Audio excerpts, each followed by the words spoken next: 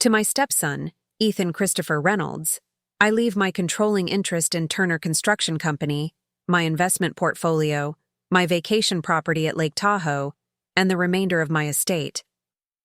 My blood ran cold as I heard those words. The inheritance my father had promised me my entire life was gone, given away to someone who had known him for less than 3 years. I should have seen it coming, but nothing could have prepared me for that moment in the lawyer's office when everything I thought I knew came crashing down. Before we jump back in, tell us where you're tuning in from, and if this story touches you, make sure you're subscribed. Because tomorrow, I've saved something extra special for you. Rain pounded against the windows of Wilson & Associates law firm as I sat in the waiting room. It had been 2 weeks since my father's funeral, and the hollow feeling in my chest hadn't subsided. Richard Turner, my father, had been a pillar of strength my entire life, successful, confident, and always in control.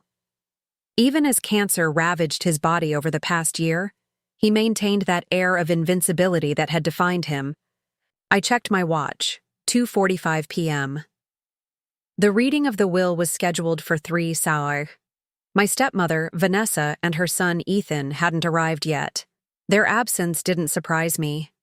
In the 3 years since my father had married Vanessa after a whirlwind, 6-month romance, punctuality had never been their strong suit. My thoughts drifted to my mother, who had died when I was 12. For 11 years after that, it had been just Dad and me against the world. He'd built his construction company from nothing, working endless hours while still making time for my soccer games and school events. "Everything I'm building is for you, Nora," he'd tell me. "Someday, this will all be yours." The sound of voices in the hallway pulled me from my memories. Vanessa strode into the waiting room, designer handbag swinging from her arm, not a hair, out of place despite the downpour outside. Ethan slouched in behind her, eyes glued to his phone. At 27, he was 3 years younger than me, though you wouldn't know it from his perpetual adolescent demeanor. "Nora, darling," Vanessa said, air kissing near both my cheeks.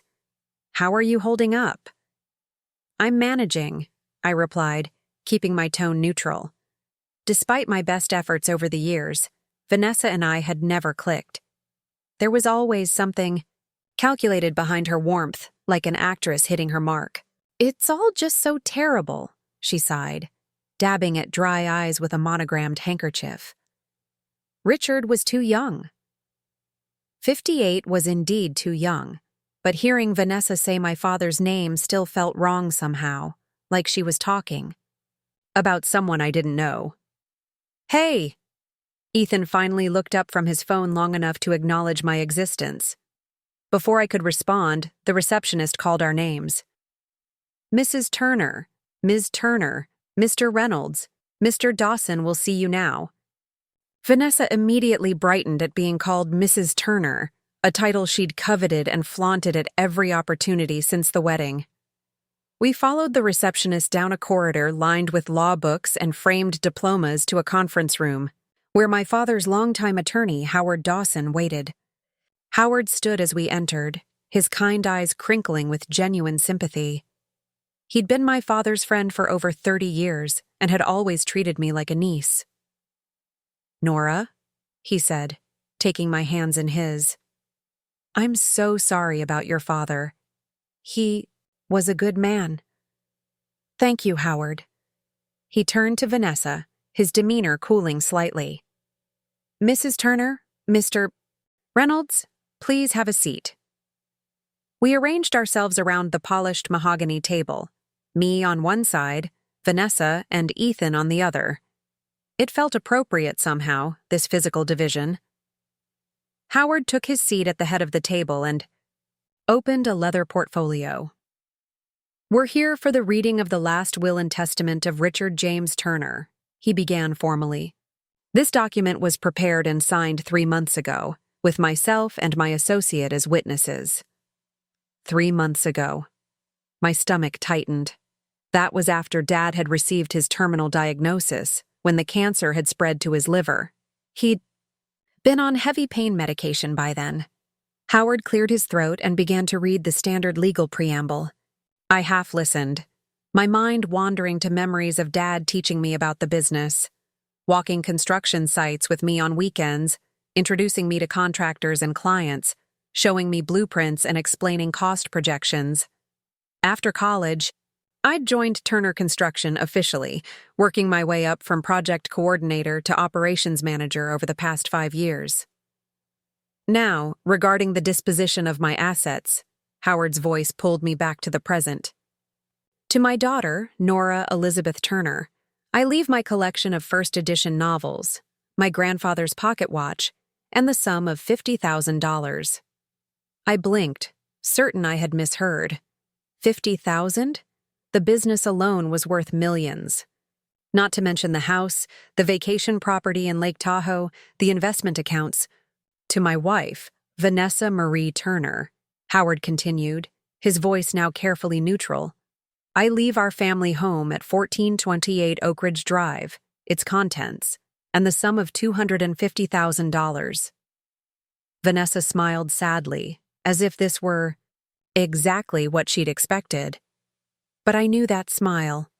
It was the same one she'd worn when showing off her engagement ring, the smile of someone who had gotten exactly what they wanted. To my stepson, Ethan Christopher Reynolds, Howard paused almost imperceptibly. I leave my controlling interest in Turner Construction Company, my investment portfolio, my vacation property at Lake Tahoe, and the remainder of my estate. The words hung in the air like smoke. I couldn't breathe, couldn't move. That can't be right, I finally managed, my voice sounding distant to my own ears. There must be some mistake. Howard wouldn't meet my eyes. I'm sorry, Nora. These are your father's wishes as legally documented. Ethan, who had looked bored throughout the proceedings, suddenly sat up straighter, a slow smile spreading across his face. Seriously? The whole company? Yes, Howard confirmed, still not looking at me. As of today, you hold a 60% stake in Turner Construction. I felt like I was drowning. But I'm the one who's been working there. I'm the one who knows the business. Ethan has never shown the slightest interest in construction. He doesn't know the first thing about it. I'm a quick study, Ethan smirked. Howard, I pleaded, turning to the attorney. This doesn't make any sense. Dad always said the company would be mine. We had plans, projections for the next 5 years. Just last month, we were discussing the West Ridge development together. The will is quite clear, Howard said, his discomfort evident. All controlling interest goes to Ethan. I need to see that document, I said, standing up and reaching across the table. Howard hesitated, then slid the will toward me. I scanned the pages frantically, looking for anything that might explain this betrayal. My father's signature was there at the bottom, alongside Howard's and his associates.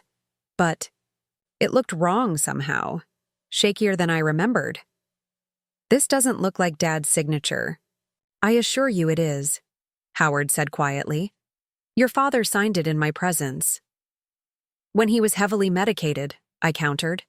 Was he even lucid? Did you explain what he was signing? Of course I did. Howard looked offended. I would never. I think what Nora is struggling with, Vanessa interrupted smoothly, is that Richard and I had many private conversations about the future. He came to see Ethan as the son he never had, and he worried about Nora's emotional attachment to the business. He thought it would be healthier for her to pursue other opportunities. The son he never had? My father had never once indicated he wanted a son instead of me. Quite the opposite. He'd always said I was exactly the child he'd hoped for, with my mother's determination and his head for business. That's not true, I said, my voice rising. Dad was grooming me to take over. Everyone at the company knows that. People say things they don't mean all the time, Vanessa sighed, as if explaining something to a child. Richard confided in me that he was concerned about your ability to handle the pressure. The business has grown so much, and with the new developments in Portland and Seattle. Stop it, I snapped. Don't pretend you know anything about the business or what Dad wanted for it. Ethan leaned forward, his previous boredom replaced with a predatory interest. Look, Nora, I know this is a shock, but it's what Richard wanted. You still get the books and the watch, plus enough cash for a nice vacation. Maybe it's time to move on. I turned to Howard, searching for any sign of support. This isn't right, and you know it. Something happened in these last few months. Dad wouldn't do this. Howard's expression was pained. Nora, I understand this is difficult. Difficult? I laughed bitterly. My father promised me my entire life that I would, inherit the company. I've worked there for 5 years, learning every aspect of the business. And now you're telling me he left it all to someone who's never shown the slightest interest? Who doesn't know a blueprint from a balance sheet? How does that make any sense?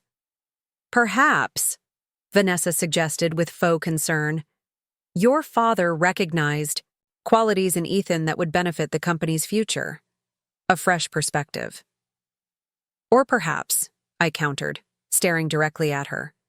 Something else was going on. Dad changed after he married you, Vanessa. He became secretive, distant, and once he got sick, that's enough. Vanessa's mask of sympathy slipped momentarily. I know you're upset, but don't make accusations you can't support. Your father made his choices. It's time you respected them. I gathered my things, hands shaking with a mixture of grief and rage. This isn't over. I don't know what happened or how you convinced him to do this, but I'm going to find out. Nora, Howard called as I headed for the door. Wait, there's something else. I turned, hope flaring briefly. Your father left a letter for you, he said, holding out an envelope with my name written in my father's handwriting. He asked that you read it privately. I took the envelope, resisting the urge to tear it open immediately. Whatever it contained, I didn't want Vanessa and Ethan to witness my reaction. We should discuss transition plans for the company, Ethan said, his tone suddenly businesslike. I'll need access to all accounts and files. The audacity stole my breath. You think I'm just going to hand everything over? Just like that? The will is clear, Vanessa interjected. Ethan is now the majority owner. You have a fiduciary duty. We'll see about that, I said, clutching the envelope from my father like a lifeline. Howard, I'll be in touch. As I left the conference room, the weight of what had happened threatened to crush me. Not only had I lost my father, but now his legacy, our shared dream, had been snatched away. In the elevator, I leaned against the wall, fighting back tears. I wouldn't break down. Not here, not yet. Outside, the rain had intensified, matching my darkening mood. I stood under the building's awning, staring at the envelope in my hands. What could my father possibly say that would explain this betrayal? With trembling fingers, I tore it open and unfolded the single page inside. My dearest Nora, it began in my father's familiar handwriting. If you're reading this, then something has gone terribly wrong. The rain pelted my windshield. As I sat in the parking garage, my father's letter clutched in my trembling hands. I read it again, searching for answers. My dearest Nora, if you're reading this, then something has gone terribly wrong. The will Howard read today is not what we discussed. For years, you've been my partner in building Turner Construction, and it was always my intention for you to take the reins when I was gone. I don't know what has happened, but I need you to trust your instincts. In the months since my diagnosis, things haven't felt right. Medications cloud my mind, and documents appear for my signature when I'm at my weakest. There's a safe deposit box at First National Bank, Thar 247. The key is where we always hide important things. What you need is there. Be careful who you trust. Even those closest to me may not be who they seem. I love you more than anything in this world. Dad. My tears mingled with raindrops on the paper. Dad had known something was wrong. This wasn't his doing. Someone had taken advantage of him when he was vulnerable. I started the car with newfound determination. The safe deposit box would have to wait until tomorrow, but I knew exactly where the key would be. In the hollow leg of the wooden duck decoy Dad kept in his study. It was our secret hiding place for everything from Christmas gift receipts to the spare key to our cabin. The drive to my apartment was a blur of windshield wipers and racing thoughts. I needed to think clearly, to formulate a plan. If the will Howard read wasn't what my father intended, then someone had manipulated or forged it. But proving that would be difficult, especially against someone like Vanessa. I'd never trusted her from the moment Dad brought her home after meeting at a charity auction. At 45, she was 13 years his junior. Not scandalous, but enough to raise eyebrows. With her polished appearance and practiced charm, she'd swept Dad off his feet during a vulnerable time. Mom had been gone for over a decade, but Dad had never shown interest in dating until Vanessa appeared. Their whirlwind romance had culminated in marriage just 6 months later, with Ethan giving the toast at their small ceremony. I'd tried to be supportive, Dad deserved happiness, but something about Vanessa had always felt calculated. The way she'd studied our family photos too intensely, asked too many questions about Dad's business, steered conversations toward his assets. As I pulled into my apartment complex, my phone buzzed with a text from Patricia, Dad's executive assistant at Turner Construction. Heard about the will reading. Can we talk? This doesn't seem right. At least I wasn't the only one who thought. So, I texted back, my place, 7 p.m.? Patricia had been with Dad for 15 years. If anyone knew the inner workings of the company and my father's true intentions, it was her. Inside my apartment, I kicked off my rain-soaked shoes and hung my coat. The place felt empty, echoing my hollow feeling. Photos of Dad and me dotted the bookshelves, fishing at the lake, my college graduation, breaking ground on the Riverview, Office Park, our biggest project to date. I poured myself a glass of wine, needing something to steady my nerves. As I sipped, my phone rang. Vanessa. I let it go to voicemail. Whatever she had to say could wait. The voicemail notification pinged a moment later. Against my better judgment, I played it. Nora, darling. Her voice oozed false concern. I know today was difficult for you. We should meet tomorrow to discuss your role at the company moving forward. Ethan's thinking perhaps a position in human resources would suit you. Call me back when you've had time to process everything. We're still family, after all. Human resources? I'd been running operations for 2 years. The condescension made my blood boil. I deleted the message without responding. My phone buzzed again. A text from Ethan this time. Need passcodes? To financial systems, ASAP. Planning to review everything tomorrow morning. I laughed bitterly. He'd known Dad for 3 years and had never once shown interest in the business. Now he wanted the keys to the kingdom immediately. I ignored this. Message, too. A soft knock at my door announced Patricia's arrival. I opened it to find her looking as exhausted as I felt. Her usually immaculate gray bob slightly disheveled. "Oh, Nora," she said, pulling me into a tight hug. "I'm so sorry." "Come in," I said, leading her to the living room. "Wine?" "God, yes." She sank onto the couch, setting her purse beside her. "I can't believe what Howard told me about the will. Your father would never have done this." I handed her a glass and sat across from her. "I know. Dad left me a letter saying as much." I showed her the page, watching her face as she read it. "I knew something wasn't right," she said, looking up with grim determination. "The past 3 months, everything changed.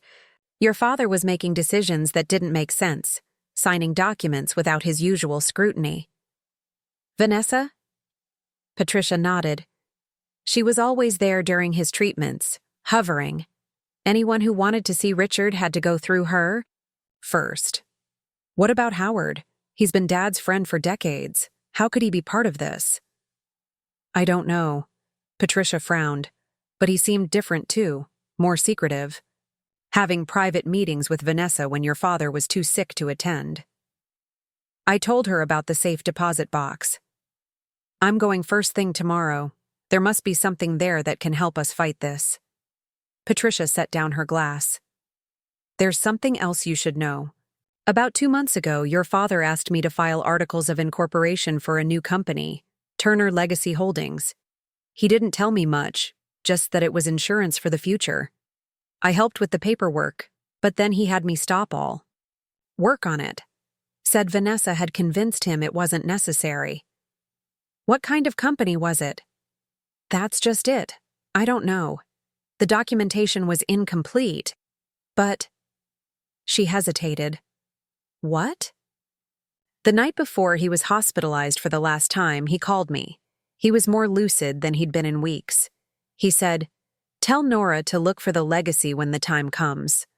I thought he was just rambling because of the medication, but now. Turner Legacy Holdings, I murmured. He was planning something.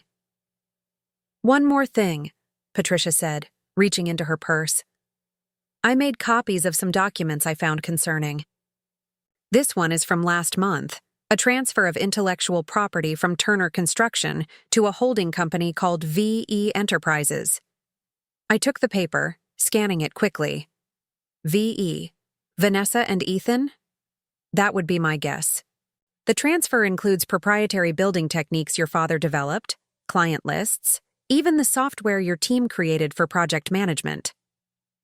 This is theft, I said, anger rising. They were siphoning assets before he was even gone. And this, Patricia continued, is from 6 weeks ago. Your father allegedly authorized a $5 million loan from the company to Ethan, with extremely favorable terms. I studied the document, my eyes narrowing at my father's signature. It was similar to the one on the will, shaky, uncertain. This doesn't look right. Dad's signature was always firm, even when he was tired. These look forced. I thought so too. That's why I kept copies. Patricia's expression hardened. Nora, I think they took advantage of your father's condition to loot the company before pushing you out entirely. I felt physically ill. My father, brilliant, strong, cautious Richard Turner, had been manipulated and stolen from in his final months. And now they were trying to take everything from me, too. We need to be careful, Patricia warned. Vanessa has had weeks to prepare for this. She'll have covered her tracks. Maybe, but Dad left us breadcrumbs. The safe deposit box, Turner. Legacy Holdings. I stood up, pacing the room. And we have each other. You know the company inside and out, Patricia. You can help me understand what they've been doing. Ethan called an all-staff meeting for tomorrow at 11, Patricia said. He's planning to announce the change in leadership. Then we don't have much time. I need to get to that safe deposit box first thing in the morning. I paused, a thought occurring to me. Did Vanessa ever visit the lake house? Or Ethan? Patricia thought for a moment. Vanessa went once, early in their relationship. She hated it. Complained about the remoteness, the lack of cell service. I don't think Ethan has ever been. Good. That meant they probably wouldn't know about the hidden floor safe in the master bedroom, where Dad kept his most important documents. After the bank, I'm going to the lake. There might be something there too. As Patricia left, she squeezed my hand.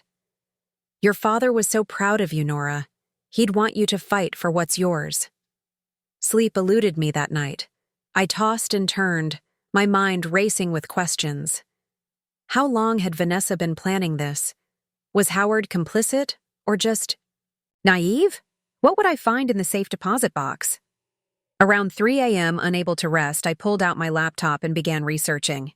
I looked up VE Enterprises, a Wyoming LLC formed just 4 months ago, with minimal public information available. I searched for any connections between Vanessa and Turner Construction before she met my father. Nothing obvious. but that didn't mean they didn't exist. I saved everything I found, creating a digital trail of breadcrumbs. If something happened to me, I wanted evidence of my suspicions. As dawn broke, I showered and dressed in a crisp blazer and jeans. Business casual, but formidable. I wouldn't give Vanessa and Ethan the satisfaction of seeing me broken. Before leaving, I called my college roommate, Sophie, who had become a successful forensic accountant. "I need your help," I said, after explaining the situation. "If I get you financial records, can you look for irregularities?" "Absolutely," Sophie replied without hesitation. "And Nora, I'm so sorry about your dad. He was a good man." "Yes," I said, throat tightening. "He was, and I won't let them destroy what he built." I grabbed my father's letter, my car keys, and the determination that had always made Dad say I was a Turner through and through. Whatever Vanessa and Ethan had planned, they were about to learn that they'd underestimated the wrong woman. As I drove toward Dad's house to retrieve the safe deposit key, I steeled myself for what might come next. This wasn't just about an inheritance anymore. It was about justice for my father and preserving the legacy he'd worked his whole life to build. The truth was out there, waiting to be uncovered, and I wouldn't stop until I found it all. The morning air was crisp as I pulled into the driveway of my childhood home. The two-story colonial looked the same as always: meticulously maintained flower beds, freshly painted shutters, the stone path Dad and I had laid together one summer. But it wasn't my home anymore. According to the will, it belonged to Vanessa. Now. I sat in my car for a moment, steeling myself. I needed to get in and out quickly before anyone noticed. Luckily, I still had my key. Dad had insisted I keep it even after Vanessa moved in. "This will always be your home, too," he'd said. The house was quiet when I entered. No sign of Vanessa or Ethan. I moved silently through the foyer, past the living room with its familiar leather furniture and family photos. I noticed with a pang that several photos of Mom had been removed, replaced with artistic black and white portraits of Vanessa. Even in death, she was being erased. I made my way to Dad's study, a room that had always been sacred to him. The door was closed but unlocked. Inside, the space smelled of Dad's pipe tobacco and old books, comforting, familiar scents that made my eyes sting with tears. The room looked largely untouched. His antique desk positioned near the window, walls lined with bookshelves, the old leather chair where he'd read to me as a child. The wooden duck decoy sat on the shelf behind his desk, exactly where it had always been. I picked it up, feeling its weight, and twisted the right leg gently. It loosened, and I shook out a small silver key into my palm, just as Dad and I had always done. I was replacing the duck when I heard a noise from elsewhere in the house, a door closing. Someone was home. I pocketed the key and moved quickly to the study door, opening it a crack to peer out. No one in the hallway yet. I slipped out and was halfway to the front door when Vanessa's voice stopped me. "Nora, is that you?" She appeared at the top of the stairs in a silk robe, her hair perfectly styled despite the early hour. She descended slowly, her expression a mixture of surprise and suspicion. "What are you doing here?" she asked, tightening the sash on her robe. I lifted my chin. I needed to pick up a few personal items, things Dad wanted me to have. "You should have called first," she said, reaching the bottom of the stairs. "This is my home now." "So I've been told." Her eyes narrowed slightly. "I hope you're being careful with what you take." "We wouldn't want any misunderstandings about what belongs to whom." "No misunderstandings here," I replied, meeting her gaze steadily. "I know exactly what my father wanted me to have." "I'm glad you're being reasonable about all this," Vanessa said, her tone softening into something that might have passed for sympathetic if I didn't know better. "Richard wanted what was best for everyone. He worried about you taking on too much responsibility." "Did he?" I struggled to keep my voice neutral. Funny, he never mentioned that to me during our daily meetings at the company. Something flickered in Vanessa's eyes.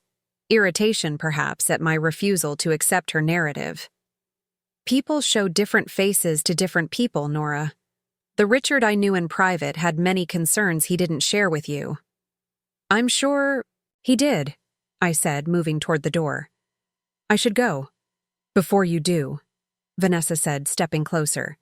Have you thought any more about staying with the company? Ethan could use someone with your institutional knowledge. I'm considering my options, I replied vaguely. Don't consider too long, she advised, her smile not reaching her eyes. Ethan's already interviewing for your position. Several candidates look very promising. The threat was thinly veiled. Cooperate or be replaced entirely. I forced a neutral expression. I'll keep that in mind. As I reached for the door handle, Vanessa called after me. Oh, and Nora? If you need to come by again, please call first, for security reasons. I nodded curtly and left, my heart pounding. She was already marking her territory, establishing dominance. But I had what I came for. The key burned in my pocket like a promise. First National Bank opened at 9 a.m. I arrived at 8:55, waiting impatiently in the lobby as employees prepared. For the day, at precisely 9, I approached the teller. I need to access a safe deposit box, I said, showing my ID. Number 247, I have the key. The teller, a young woman with a nameplate reading Tiffany, checked her computer. That box is registered. To Richard Turner. Yes, he was my father. He passed away recently. Her expression softened. I'm sorry for your loss. Do you have the death certificate and proof that you're authorized to access the box? My heart sank. I hadn't brought the death certificate, and there was nothing in the will specifically authorizing me to access the safe deposit box. I don't have those with me, I admitted. But my father left me a letter specifically directing me to access this box. Tiffany looked uncomfortable. I'm sorry, but bank policy requires proper documentation for accessing a deceased person's safe deposit box. Perhaps you could speak with our manager.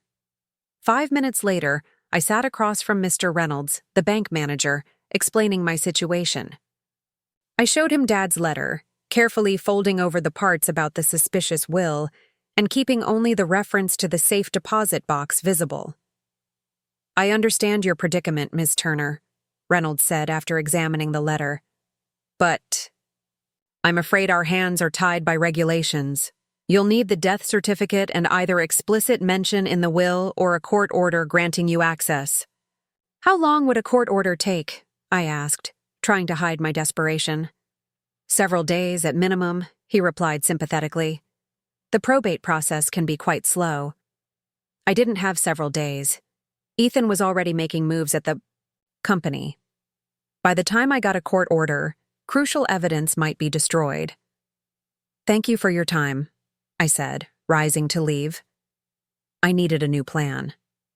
Outside the bank, I called Patricia. No luck at the bank, I told her. They won't let me access the box without documentation I don't have yet. That's a problem, Patricia said. Ethan's already at the office going through your father's files.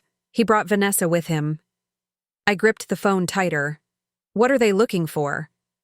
I don't know, but they've been in Richard's private office for over an hour. The door's locked. Can you keep an eye on them? Let me know if they remove anything. Of course, Patricia promised. What's your next move? I glanced at my watch. The staff meeting was in 2 hours. I'm heading to the lake house. I'll be back in time for Ethan's announcement. Be careful, Patricia warned. I overheard Vanessa on the phone earlier. She mentioned something about securing all properties today. A chill ran through me. They were moving fast, trying to lock down anything that might contain evidence. Thanks for the heads up, I'll hurry. The drive to Lake Tahoe normally took just over an hour, but I made it in 50 minutes, pushing my car to its limits on the winding mountain roads. Dad's lake house, a rustic 3-bedroom cabin with a deck overlooking the water, had always been our sanctuary. We'd spent every summer here when I was growing up, and in recent years, it had become Dad's weekend retreat from the pressures of running the company. The gravel driveway crunched under my tires as I pulled up. The cabin looked peaceful, undisturbed. I used my key to enter, breathing in the familiar scent of pine and wood smoke. This place held so many memories: fishing trips, board games on rainy days, long talks on the deck as we watched the sunset. I moved purposefully to the master bedroom. The floor safe was hidden beneath an area rug under the bed, a feature Dad had added years ago to store valuables when we were away. I pushed the queen-sized bed aside and rolled back the rug, revealing the small metal safe embedded in the floor. The combination was one Dad had made me memorize: Mom's birthday, followed by the year Turner Construction was founded. The safe opened with a satisfying click, revealing several folders, a small fireproof box, and an external hard drive. I examined the folders first. One contained property deeds, not just for the lake house, but for 3 other properties I didn't recognize.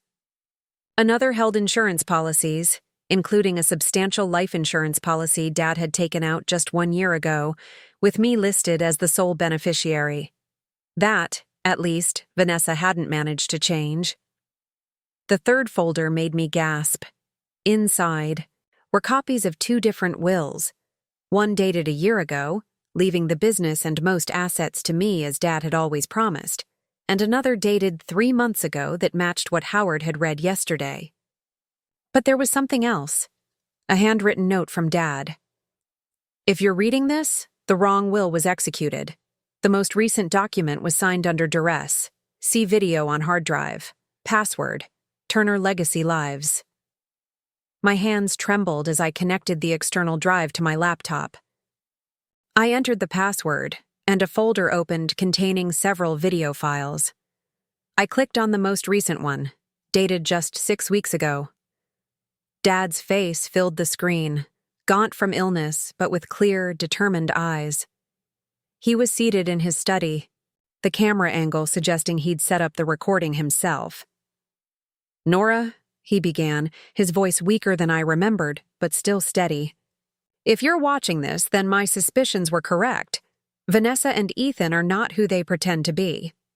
I've discovered that Ethan is actually Vincent Reynolds, a former employee of Westco Development, our biggest competitor. He was fired for embezzlement 3 years ago, right before Vanessa introduced him as her son." I gasped. Ethan wasn't even Vanessa's son? "I believe they targeted our company deliberately," Dad continued. "I've found evidence that Vanessa has been feeding information to Westco, helping them undercut our bids. The new will they forced me to sign, it was after a heavy round of medication. I barely remember signing it, but Howard was there, acting strangely insistent." Dad coughed violently, and it took him a moment to recover. "I've been moving assets to protect them. Turner Legacy Holdings now controls the patents and intellectual property I developed. You're the sole owner. But the paperwork is hidden. Patricia has the incorporation documents, and the operating agreement is with my old friend Judge Bernard Mills. He's holding it in trust." The recording continued for another 5 minutes, Dad explaining the steps he'd taken to protect his legacy and the evidence he'd gathered against Vanessa and Ethan, or Vincent, as he was actually named. He detailed offshore accounts they'd set up, conversations he'd overheard, and his growing certainty that his illness was progressing unnaturally quickly. "I've sent samples of my medication to be tested," Dad said gravely. "The results should go to Dr. Patel, if what I suspect is true." He left the thought unfinished, but the implication was clear. My blood ran cold. Was he suggesting Vanessa was poisoning him? "Trust Patricia, Judge Mills, and Dr. Patel," Dad concluded. "No one else, not even Howard. I'm not sure where his loyalties lie anymore. I love you, Nora. You've always made me proud, I know you'll set things right." The video ended, and I sat frozen, trying to process what I'd learned. This wasn't just about an inheritance or a company.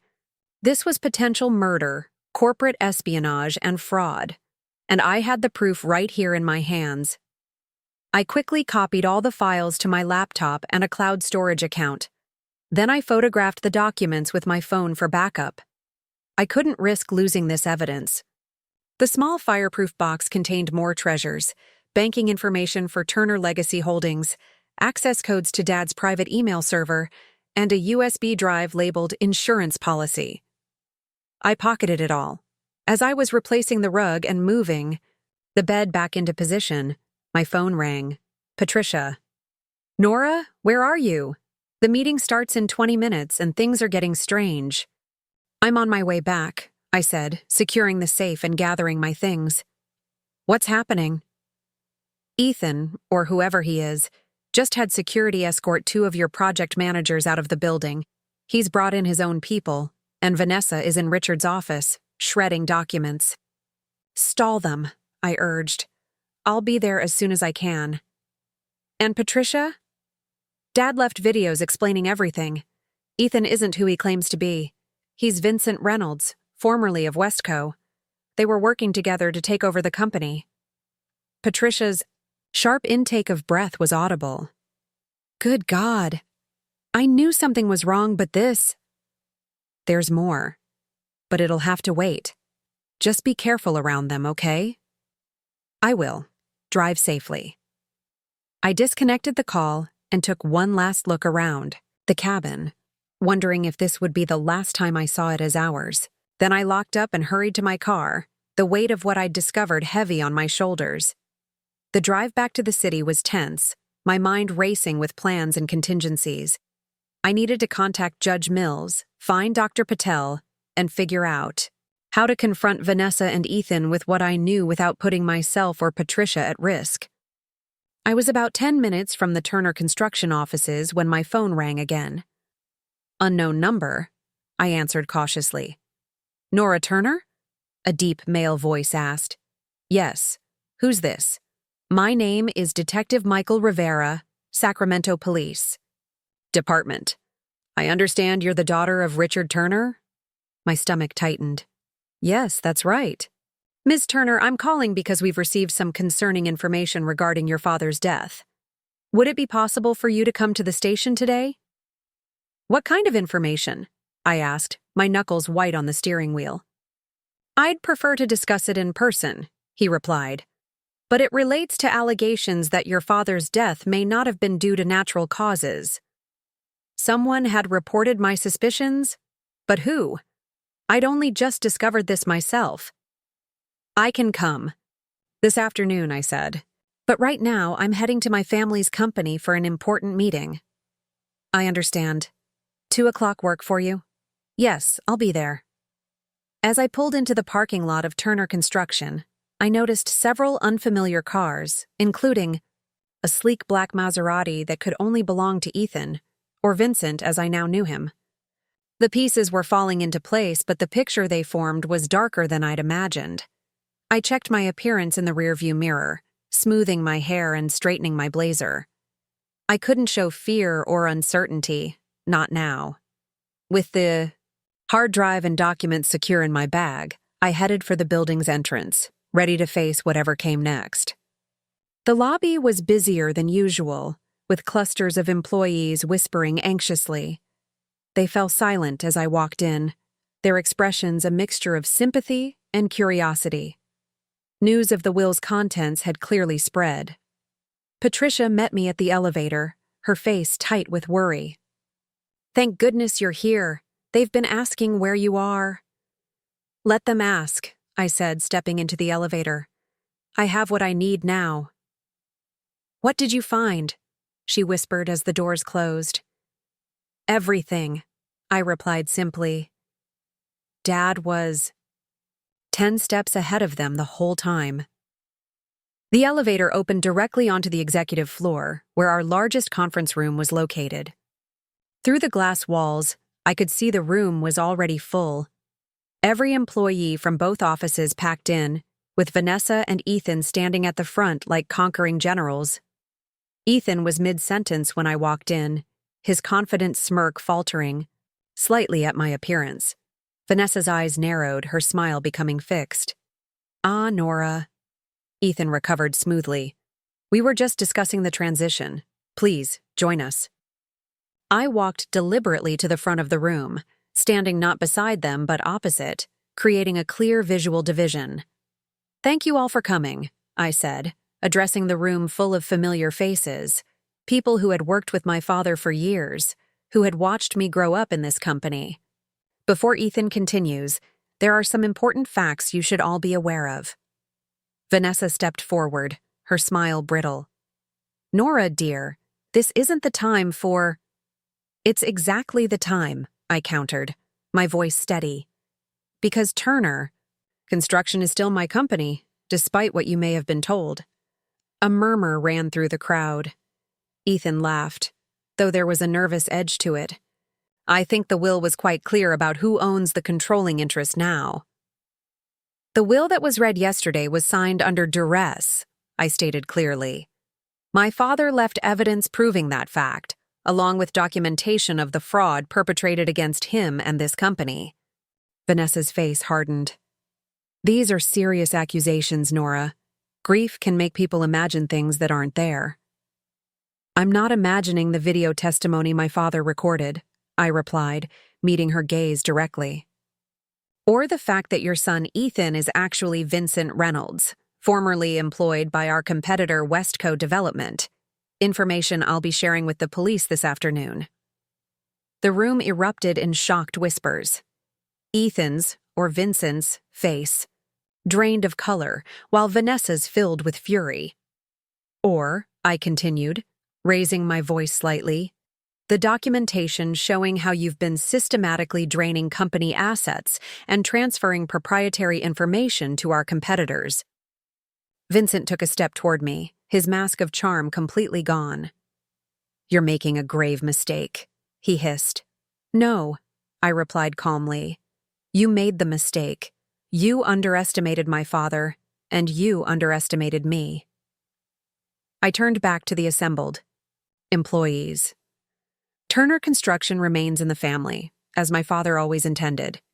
Anyone with questions or concerns can speak with me or Patricia directly. That's all for now.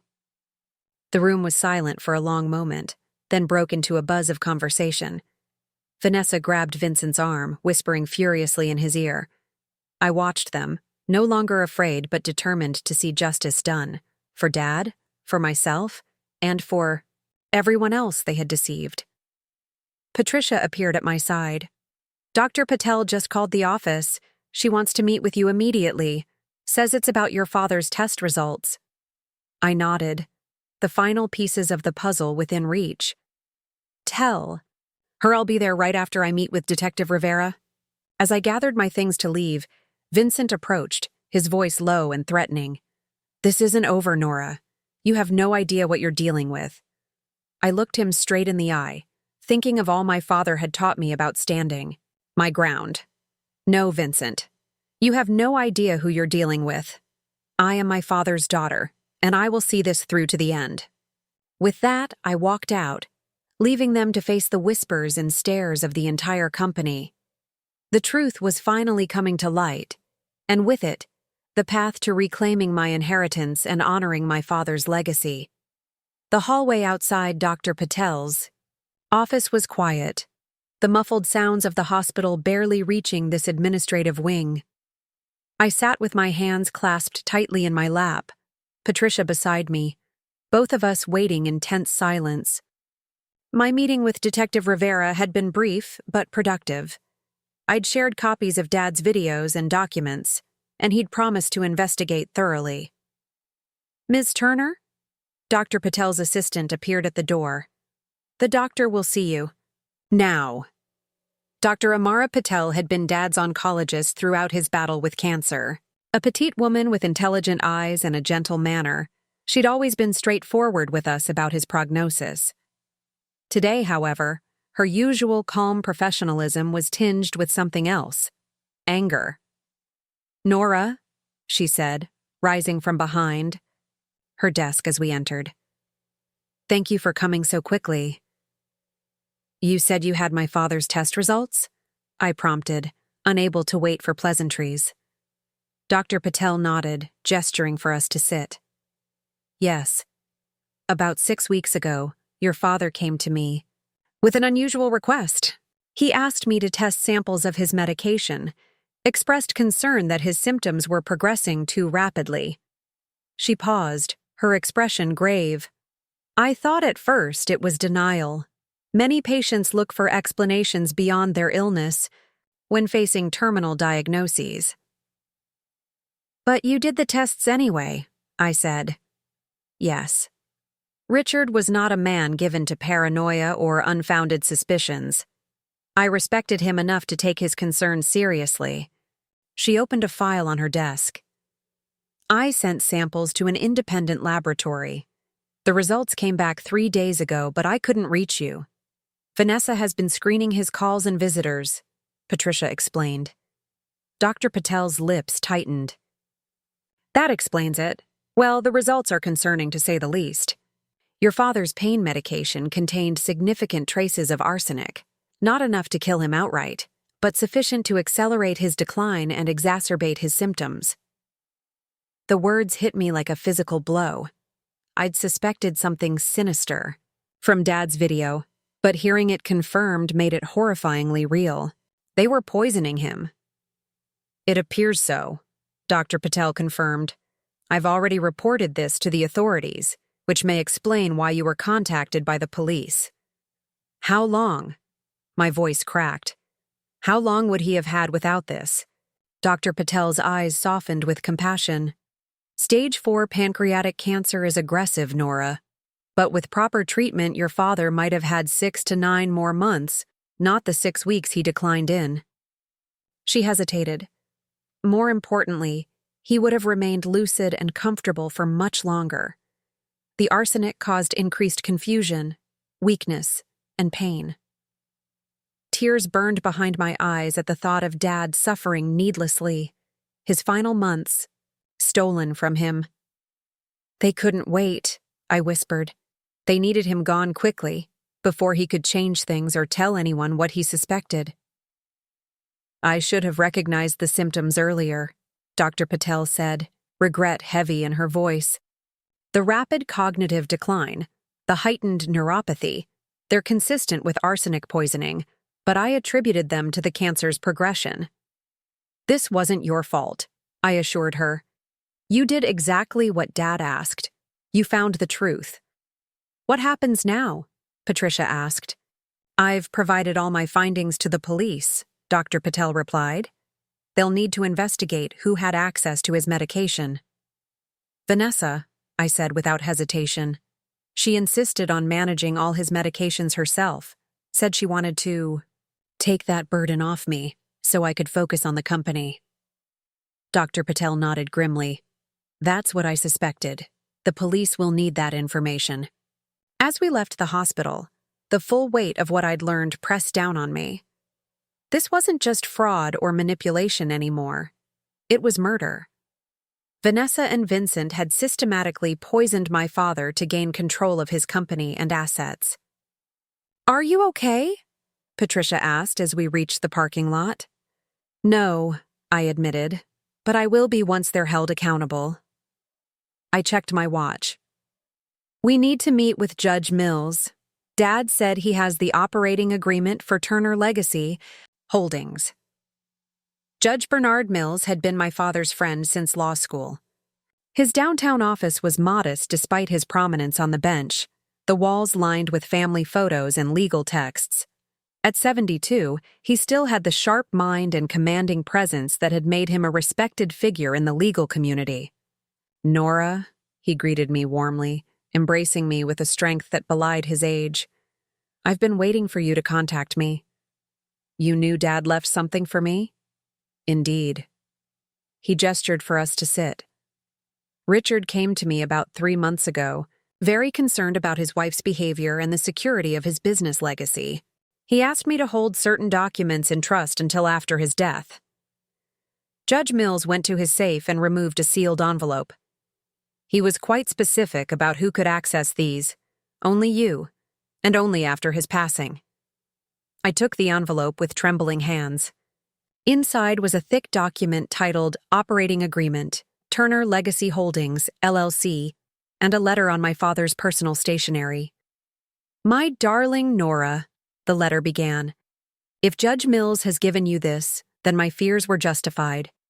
The company I've created for you, Turner Legacy Holdings, now controls all intellectual property, patents, and client relationships developed by Turner Construction. The shell may be compromised, but the heart remains yours. The operating agreement confirmed what Dad's letter promised. I was the sole owner and managing member of Turner Legacy Holdings. The company held exclusive rights to use all construction, methods, software, and business processes developed by Dad over the years. Turner Construction might own buildings and equipment, but without these rights, it was essentially worthless. Did Dad explain why he set this up? I asked Judge Mills. He suspected corporate espionage, the judge replied. Said he believed his new wife and her son were working with competitors, attempting to gain control of his proprietary methods and client relationships. He was right, I said grimly. They manipulated him, forced him to sign a fraudulent will, and I hesitated, still struggling with the horror of it. Dr. Patel confirmed they were poisoning him to accelerate his decline. Judge Mills's expression darkened. My God. I knew Richard was concerned, but I had no idea the situation was so dire. He leaned forward. What do you need from me, Nora? Your testimony when the time comes, I replied. And your advice now. I have evidence of fraud, corporate espionage, and potentially murder. But Vanessa and Vincent still control Turner Construction on paper. How do I protect myself and the company while the investigation unfolds? The judge considered this. First, we file an emergency injunction preventing them from making any major decisions or financial transactions on behalf of Turner Construction. The evidence you've gathered should be sufficient grounds. Second, we push for temporary control to be granted to you while the criminal investigation proceeds. And Turner Legacy Holdings? That's your ace in the hole, Judge Mills said, with a hint of admiration. Your father created a legally binding arrangement that effectively makes Turner Construction dependent on your new company. They can't operate without licensing the intellectual property you now control. As I left Judge Mills's office, I felt a strange mix of grief and validation. Dad had known what was happening and had fought back in his own clever way, creating a safety net to protect everything he'd built. Now it was my turn to finish what he'd started. My next stop was Howard Dawson's law office. This time, I didn't wait in the reception area. I strode past his startled secretary and pushed open his office door without knocking. Howard looked up from his desk, surprise quickly giving way to wariness. Nora, I wasn't expecting you. Clearly. I closed the door behind me and stood facing him. We need to talk about the fraudulent will you helped execute. Howard's face paled slightly, but he maintained his composure. The will I read was legally sound, witnessed and signed according to all requirements. I placed my laptop on his desk and turned it to face him. Let's watch something together, shall we? I played the video of my father explaining how the will had been signed under duress, how he'd been heavily medicated and barely remembered the signing. Throughout the playback, Howard's expression shifted from defensive to resigned. When the video ended, I closed the laptop. You were his friend for 30 years, Howard. How could you do this? Howard removed his glasses, suddenly looking much older. You don't understand the position I was in. Then explain it to me. He sighed heavily. About 4 months ago, Vanessa came to me with information, evidence of improprieties in some of my cases, instances where I'd cut corners or overlooked discrepancies to help clients. Nothing criminal, but enough to ruin my reputation and possibly lead to disbarment if it came to light. She blackmailed you, Howard nodded miserably. She wanted me to prepare a new will and ensure Richard signed it. I told myself it wasn't that different from his previous intentions, just shifting some assets around. But deep down, I knew it wasn't what Richard truly wanted. So you chose to betray your oldest friend to save your own skin. I'm not proud of it, Howard said quietly. I've barely slept since the signing. Richard wasn't himself that day, confused, barely able to hold the pen. I should have stopped it. Yes, you should have, I agreed coldly. And now, you have a choice to make. You can continue this charade and face charges as an accessory to fraud and possibly murder, or you can make a statement to the police about what really happened. Howard's head snapped up. Murder? What are you talking about? I told him about Dr. Patel's findings, watching shock and horror spread across his face. My God, he whispered. I never thought. I knew they were manipulating him, but this. So what's it going to be, Howard? Are you going to do the right thing, or am I going to have to add you to the list of people who betrayed my father? He was quiet for a long moment, then reached for his phone. I'll call Detective Rivera now. I'll tell him everything. And the will? I'll file a petition to have it invalidated immediately, citing duress and lack of testamentary capacity. Howard met my eyes, genuine remorse evident in his expression. I'm sorry, Nora. Your father deserved better from me. Yes, he did, I replied, gathering my things. But it's not too late to help bring justice for him. As I left Howard's office, my phone buzzed with a text from Patricia. Emergency at the office. Vincent and Vanessa are clearing out files and computers. Security called the police, but they're claiming it's their property. I texted back quickly. On my way. Don't let them leave with anything. The final confrontation was coming sooner than I'd expected, but this time I was ready for them. Pulling out of the parking garage, I called Detective Rivera. Detective, Vanessa and Vincent Reynolds are at Turner Construction right now, removing files and equipment. Given the evidence we've discussed, I believe they're destroying evidence of their crimes. I'm sending officers immediately, he replied. Don't confront them yourself, Ms. Turner. These people appear to be dangerous. I'll wait for your officers, I promised, even as I accelerated toward the office. The truth had finally emerged from the shadows, revealing the full extent of Vanessa and Vincent's deception. My father's legacy wouldn't be stolen by those who had betrayed and harmed him. I would make sure of that no matter what came next. By the time I pulled into the Turner Construction parking lot, 3 police cruisers were already there, their lights flashing against the glass facade of the building. A small crowd of employees had gathered outside, watching the scene unfold, with expressions ranging from confusion to concern. I spotted Patricia near the entrance, deep in conversation with a uniformed officer. She waved me over as soon as she saw me. They're still inside, she said in a low voice. Security blocked the loading dock exit when they tried to leave with boxes of files and several computers. Did they say what they were taking? Vincent claimed they were personal items of Richard's that Vanessa wanted to keep for sentimental reasons. Patricia's tone made it clear how little she believed that excuse.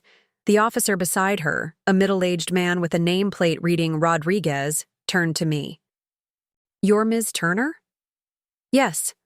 I've been speaking with Detective Rivera about the situation. He's inside now, Officer Rodriguez informed me. He asked that you wait here until they secure the scene. I nodded, though every instinct urged me to rush in and confront Vanessa and Vincent myself. As we waited, more employees approached, forming a protective circle around Patricia and me. Is it true? Asked Neil, our veteran project manager who'd been with Dad since the beginning. Were they really trying to steal the company out from under you? Yes, I said simply. But my father was smarter than they anticipated. He left evidence of what they were doing. We never trusted them, Neil said, several others nodding in agreement. The way they swooped in after your mother passed, how they tried to isolate your father from everyone who cared about him.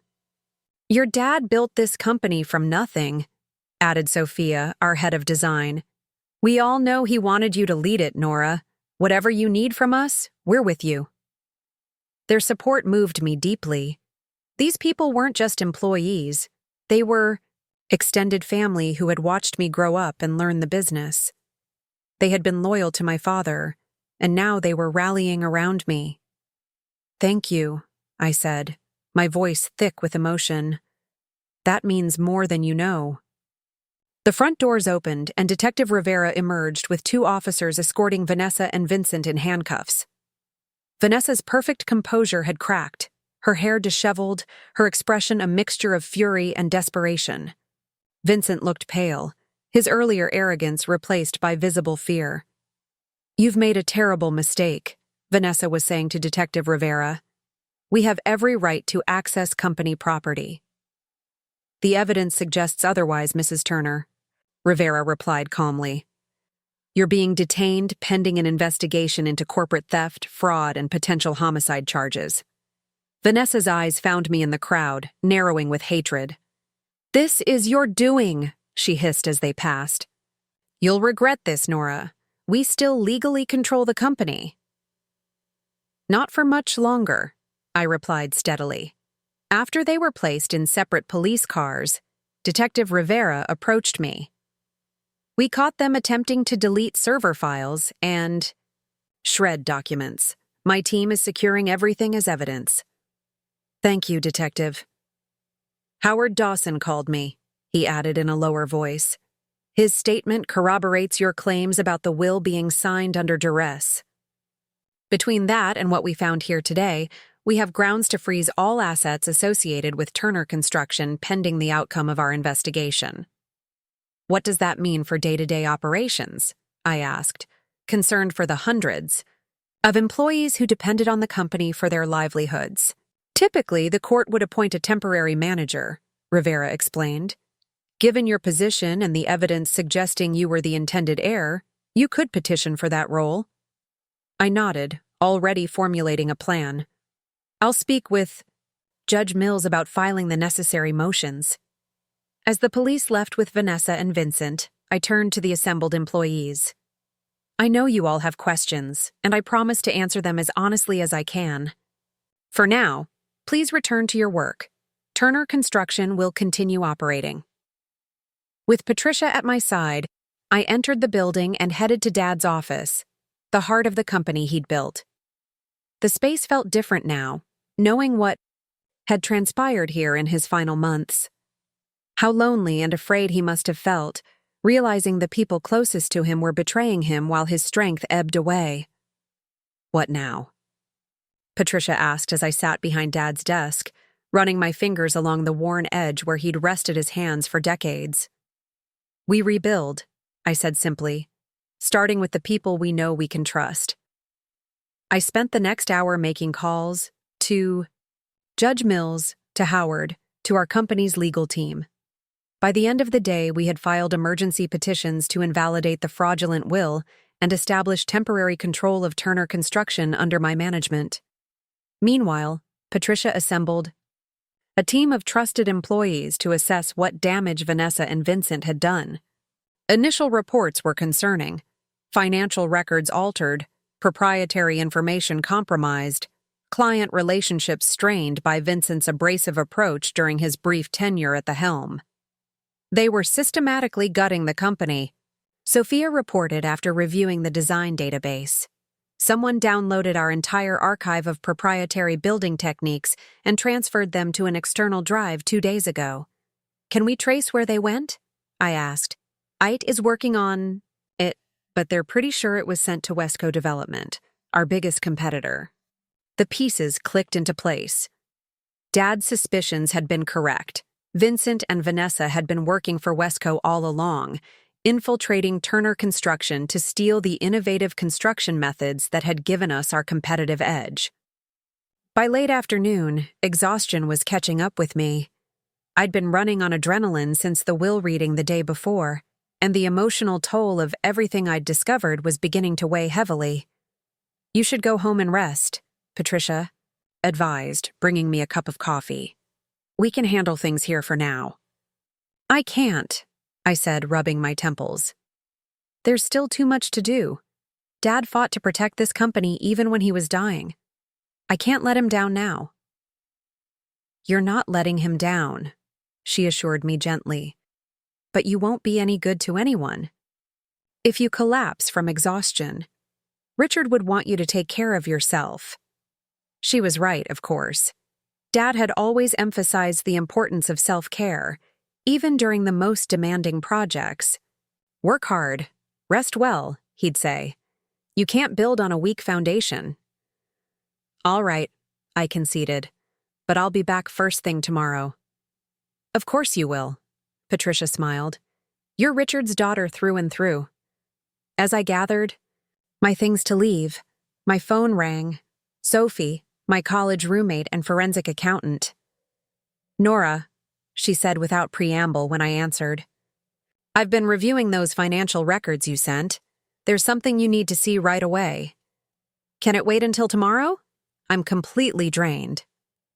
"It's about Vanessa's past," Sophie replied. "Before she met your father. I think you're going to want to see this immediately." My exhaustion receded slightly. "I'll come to your office now." Sophie's downtown office was a stark contrast to the warm wood and glass of Turner Construction, all sleek metal and minimalist decor, reflecting her precise analytical nature. She greeted me with a quick hug before leading me to her workspace, where multiple monitors displayed financial records and news articles. "I ran background checks on both Vanessa and her so-called son," Sophie explained, sitting down and gesturing for me to join her. "Vincent Reynolds does exist, but he's not who they claimed. He was born Vincent Ellis, changed his name to Reynolds 5 years ago after his first fraud conviction." "First conviction?" I echoed. "He's been involved in at least 3 corporate espionage cases that I can trace," Sophie continued, pulling up court records.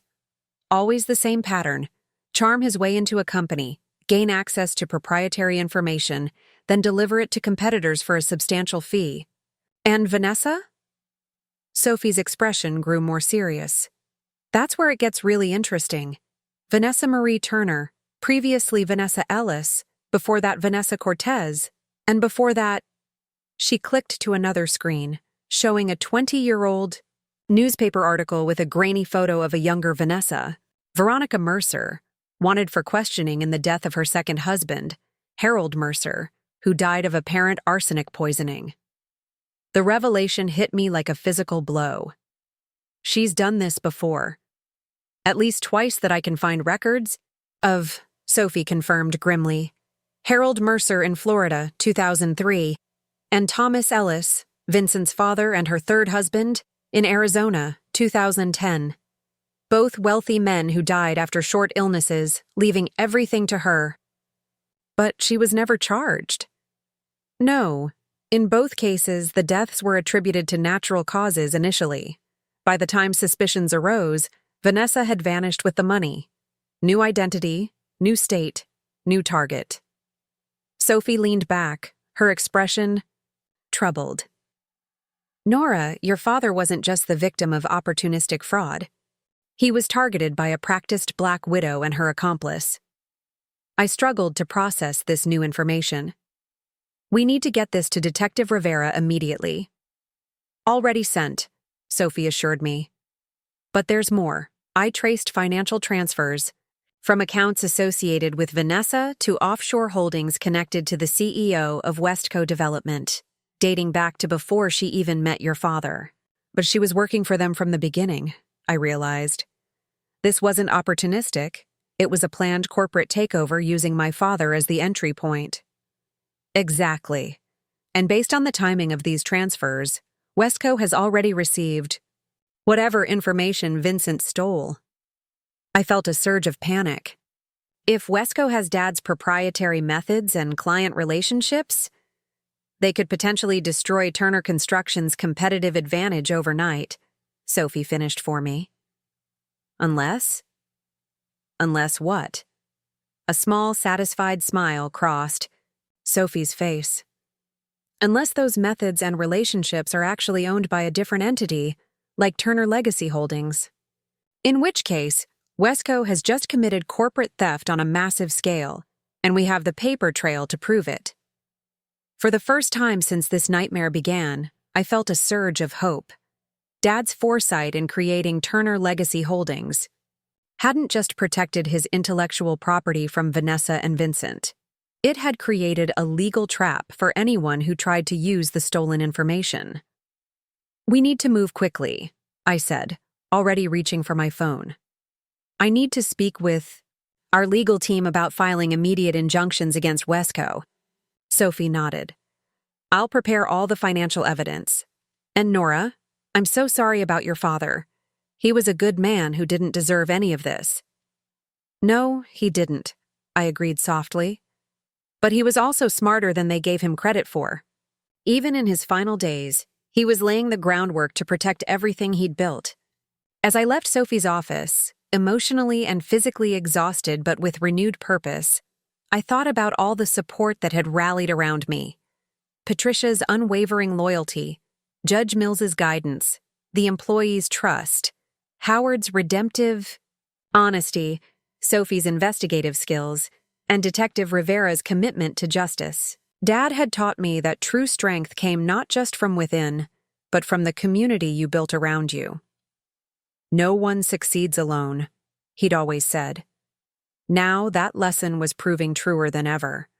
With this network of support, I could finish what Dad had started, bringing Vanessa and Vincent to justice, protecting Turner Construction, and reclaiming the legacy that had been nearly stolen from us both. Tomorrow would bring new challenges, but for the first time since the will reading, I felt confident that we would prevail. Dad had given me the tools and knowledge I needed. Now it was up to me to use them. Morning light filtered through the blinds of my father's office. My office now, at least temporarily. I'd arrived at dawn after a fitful night's sleep, determined to reclaim what had been stolen and protect what remained. The legal team had worked through the night, preparing injunctions against Wesco and petitioning the court to invalidate the fraudulent will. The door opened, and Patricia entered with 2 cups of coffee. "You're here early," she observed, setting 1 cup on my desk. "Couldn't sleep," I admitted, taking a grateful sip. Too many thoughts racing through my head. "Understandable. The emergency hearing is at 10 this morning, right?" I nodded.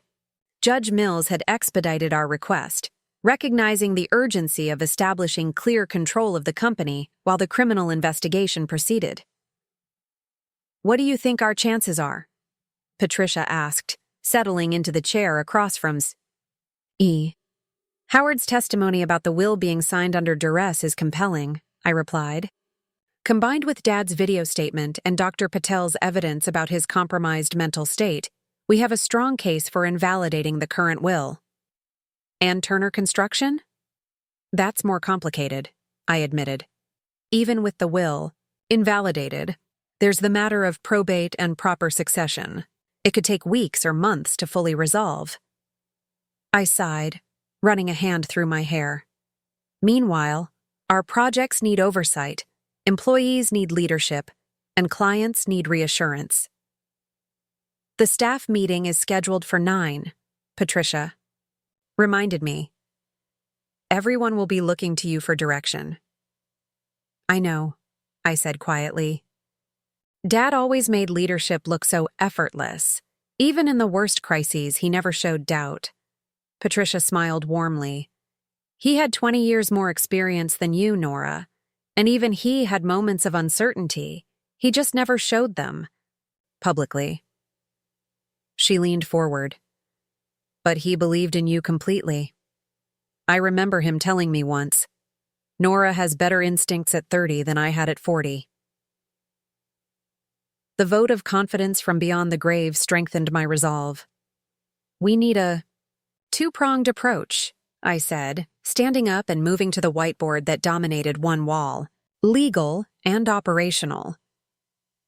I began outlining our strategy, the plan coming together as I wrote.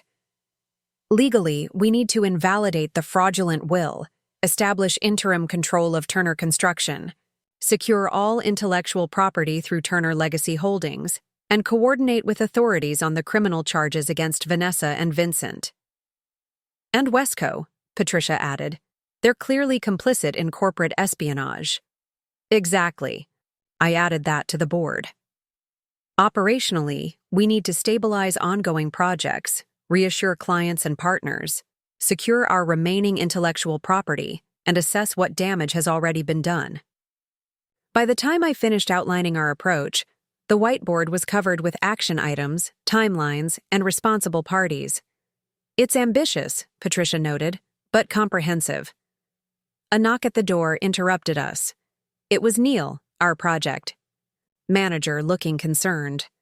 Sorry to bother you, Nora, but we've got a situation with the Riverside development. The bank is threatening to pull funding due to leadership instability. This was exactly what I'd feared. The chaos caused by Vanessa and Vincent was already threatening our projects. Set up a video call with their loan officer for after the staff meeting, I instructed.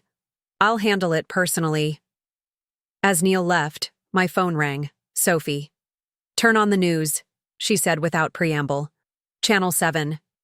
I grabbed the remote for the small TV mounted in the corner of the office, flipping to the local news channel. A reporter stood outside the county jail, Vanessa visible in the background being released. Bail was set at $500,000, which Mrs. Turner posted this morning, the reporter was saying. Her attorney maintains that these charges are the result of a family dispute over inheritance and that his client is innocent of any wrongdoing. She's out already? I said in disbelief. What about Vincent? Still in custody, Sophie replied. Apparently, his bail was set much higher due to his prior record. I watched as Vanessa emerged fully from the building, composed once more in an elegant pantsuit, her attorney at her side making a statement to the press. My client is the grieving widow of a respected businessman, the attorney was saying. These absurd allegations are nothing more than an attempt by his daughter to circumvent her father's clearly stated wishes regarding his estate. We are confident that justice will prevail. Unbelievable, I muttered. She's trying to spin this as a family squabble. It gets worse, Sophie said. Wesco just issued a press release announcing their new revolutionary construction methodology. That bears a striking resemblance to your father's proprietary techniques. Anger flared within me. They're not wasting any time, are they? Send me everything you have on the financial connections between Wesco and Vanessa. Our legal team is heading to court in 2 hours. After ending the call, I took a moment to center myself. Dad had always emphasized the importance of clear thinking in a crisis. Emotion clouds judgment, he'd say. Feel it, acknowledge it, then set it aside to do what needs to be done. The staff meeting at 9 was standing room only, with employees from every department crowded into our largest conference room, anxiety evident on most faces. As I stood at the front, I channeled my father's calm authority. I know many of you have questions and concerns about what's happening, I began. So let me be direct. Turner Construction is facing unprecedented challenges. Vanessa and Vincent Reynolds attempted to illegally seize control of this company through fraud and deception. They also stole proprietary information, which has now been passed to our competitors. Murmurs spread through the room, but I held up a hand. That's the bad news. The good news is that my father anticipated this possibility and took steps to protect the company's most valuable assets. While Turner Construction's physical resources may have been temporarily compromised, the intellectual property, our designs, methods, and client relationships are legally secured through a separate entity that remains under legitimate control. Relief visibly swept through the crowd. I continued, outlining our two-pronged strategy and assigning key responsibilities. Some of our clients and partners may be concerned about stability during this transition. Your job is to reassure them. that Turner Construction remains strong and that projects will continue as planned. What about the legal situation? Someone called out. The news said Vanessa is claiming the will is valid. We have compelling evidence that my father's will was signed under duress while he was heavily medicated, I replied. Our legal team is presenting that evidence in court this morning. In the meantime, we've secured an emergency order preventing any major financial or operational decisions without court approval. By the end of the meeting, the mood had shifted from anxiety to cautious optimism. We had a plan, clear leadership, and a common purpose. As people filed out to begin implementing their assignments, Neil approached with Sophia from the design department. We've been thinking, Neil said, about the Riverside development and some of our other major projects. Most of them are using designs and methods that are now covered by Turner Legacy Holdings, right? That's correct, I confirmed. So technically, Sophia continued, Turner Construction would need proper licensing from Turner Legacy Holdings to continue using those methods, licenses that Vanessa and Vincent never secured.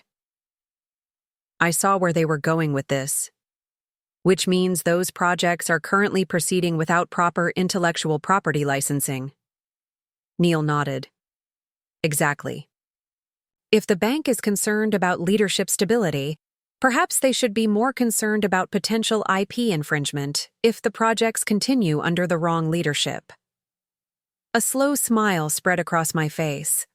That's brilliant. We can use Turner Legacy Holdings as leverage to ensure proper control of the ongoing projects. I squeezed both their shoulders. This is exactly the kind of thinking we need right now. After they left, I called our legal team to integrate this approach into our court strategy. By positioning Turner Legacy Holdings as the essential intellectual property holder, we could create a situation where only my leadership would allow projects to proceed legally. The video call with the Riverside Developments Bank went better than expected once I explained the legal protection Dad had put in place through Turner Legacy Holdings. The loan officer, initially skeptical, became decidedly more cooperative when I outlined the potential liability of continuing the project without proper licensing of our proprietary methods. So to be clear, he said, even if Vanessa Turner temporarily retains control of Turner Construction, the company couldn't legally complete the Riverside project without your approval as the owner of Turner Legacy Holdings. That's correct, I confirmed. And I'm only willing to grant that license to Turner Construction under proper leadership, which the court will determine today. By the time I headed to the courthouse for the emergency hearing, a clear strategy had crystallized. Turner Legacy Holdings wasn't just a protection mechanism, it was a powerful tool to regain control of the company and preserve Dad's legacy. The courthouse steps were crowded with reporters, alerted by Vanessa's attorney's earlier press conference. I spotted her across the plaza, still playing the role of grieving widow for the cameras. Our eyes met briefly, hers narrowing in cold calculation before she turned away to continue her performance. Remember, Judge Mills advised quietly as we walked inside, she's desperate now. The evidence against her is mounting, and she knows it. That makes her dangerous. I understand, I replied, thinking of Dad's warning in his letter. Be careful who you trust. But we have the truth on our side. The hearing was assigned to Judge Elena Vasquez, a stern woman with a reputation for no-nonsense efficiency. The courtroom was already filling with spectators as we took our seats at the plaintiff's table. Howard Dawson sat nearby, looking pale but resolved, his signed affidavit about the circumstances of the will signing ready to be presented. Vanessa and her attorney entered moments later, taking their position at the defense table. She nodded cordially to the judge as if this were a minor business matter, rather than accusations of fraud and worse. This court will now hear the emergency petition regarding the estate of Richard Turner, Judge Vasquez announced. Given the serious nature of the allegations, I've reviewed the preliminary filings and evidence submitted by both parties. Let's proceed directly to arguments. Our attorney, Michelle Lang, rose first.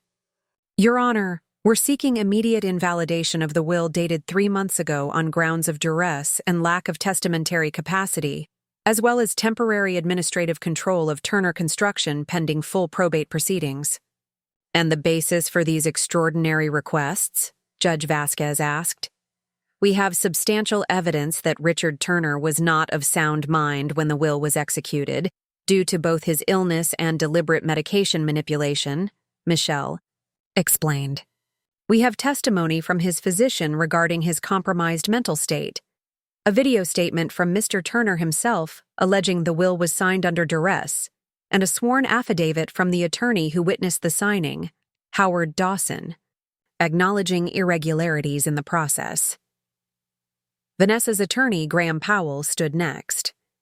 Your Honor, these claims are merely the desperate attempts of a daughter unhappy with her father's valid testamentary decisions. The will was properly executed with all legal formalities observed. Mr. Turner clearly expressed his wishes to leave control of his company to his stepson, whom he had grown to trust with his business affairs. Judge Vasquez's expression remained impassive. Mr. Dawson, you've submitted an affidavit claiming the will was signed under concerning circumstances. Would you care to elaborate? Howard stood, visibly nervous but determined. Yes, Your Honor. Richard Turner was heavily medicated the day the will was signed. He was confused and barely able to hold the pen. Furthermore, I was coerced into facilitating this signing through blackmail by Mrs. Turner. The courtroom erupted in murmurs until Judge Vasquez called for order. These are serious allegations, Mr. Dawson. You realize you're admitting to professional misconduct? I do, Your Honor, Howard replied solemnly. I've already self-reported to the Bar Association and will accept whatever consequences are deemed appropriate. But I couldn't allow this fraud to continue. As the hearing proceeded, our evidence mounted. Dr. Patel's testimony about the arsenic found in Dad's medication samples, Detective Rivera's report on the corporate documents Vanessa and Vincent had attempted to destroy, and Sophie's financial analysis showing the connections to Westco Development. Throughout it all, Vanessa maintained a calm facade, occasionally whispering to her attorney or shaking her head slightly at particularly damning revelations. But I could see the calculation behind her eyes, the growing realization that her carefully constructed scheme was unraveling. Your Honor, Powell argued desperately, many of these allegations are part of an ongoing criminal investigation and should not be considered in a civil proceeding about the validity of a will. My client is entitled to the presumption of innocence. Mr. Powell, Judge Vasquez replied dryly, this is not a criminal trial determining your client's guilt or innocence. This is a hearing to determine whether there are sufficient grounds to invalidate a will and establish temporary control of business assets. The evidence presented is certainly relevant to those questions. After nearly 3 hours of arguments and testimony, Judge Vasquez called a brief recess to consider her. In the hallway outside, I stood with my supporters, trying to remain optimistic despite the knot of anxiety in my stomach. You did well in there, Judge Mills assured me. Vasquez is fair. She'll see through Vanessa's act. When court resumed, Judge Vasquez delivered her ruling with unwavering authority. Based on the substantial evidence presented, this court finds sufficient cause to temporarily invalidate the will dated 3 months ago, pending a full probate hearing. The overwhelming evidence of Mr. Turner's compromised capacity at the time of signing, combined with the troubling circumstances surrounding its execution, render its current enforcement untenable. I exhaled slowly, relief washing through me as she continued. Furthermore, the court grants temporary administrative control of Turner Construction to Nora Turner, as she appears to be the most appropriate party to preserve the company's assets and operations while these legal matters are resolved. This temporary appointment will remain in effect until the probate court makes a final determination regarding succession. Vanessa's composed mask slipped, her face contorting briefly with fury before she regained control. She leaned forward, whispering urgently to her attorney. Your Honor, Powell interjected, We intend to appeal this ruling immediately. That is your right, Mr. Powell, Judge Vasquez replied evenly. But the temporary orders will remain in effect during any appeal process. She fixed Vanessa with a penetrating stare. And Mrs. Turner, given the ongoing criminal investigation, I'm ordering you to surrender your passport and remain within the county pending resolution of these matters. The severity of the allegations warrants these precautions. As we exited the courtroom, the weight that had pressed on me since the will reading began to lift. We hadn't won the war yet, but this decisive battle had gone our way. Dad's company would remain under proper stewardship, while the full extent of Vanessa and Vincent's crimes was investigated. Congratulations, Michelle said, shaking my hand. This is a significant victory. It's just the beginning, I replied, watching Vanessa huddle with her attorney across the hall. She won't give up easily. No, Michelle agreed, but neither will we. Outside the courthouse, reporters clamored for statements.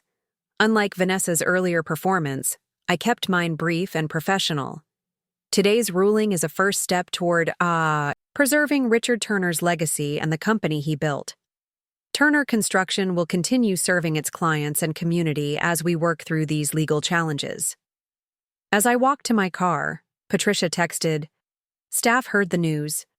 Everyone's celebrating. When will you be back?"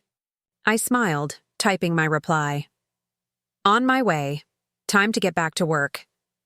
The road ahead would still be challenging. Criminal proceedings against Vanessa and Vincent, legal action against Wesco for their role in the corporate espionage, rebuilding, client trust, and properly settling Dad's estate.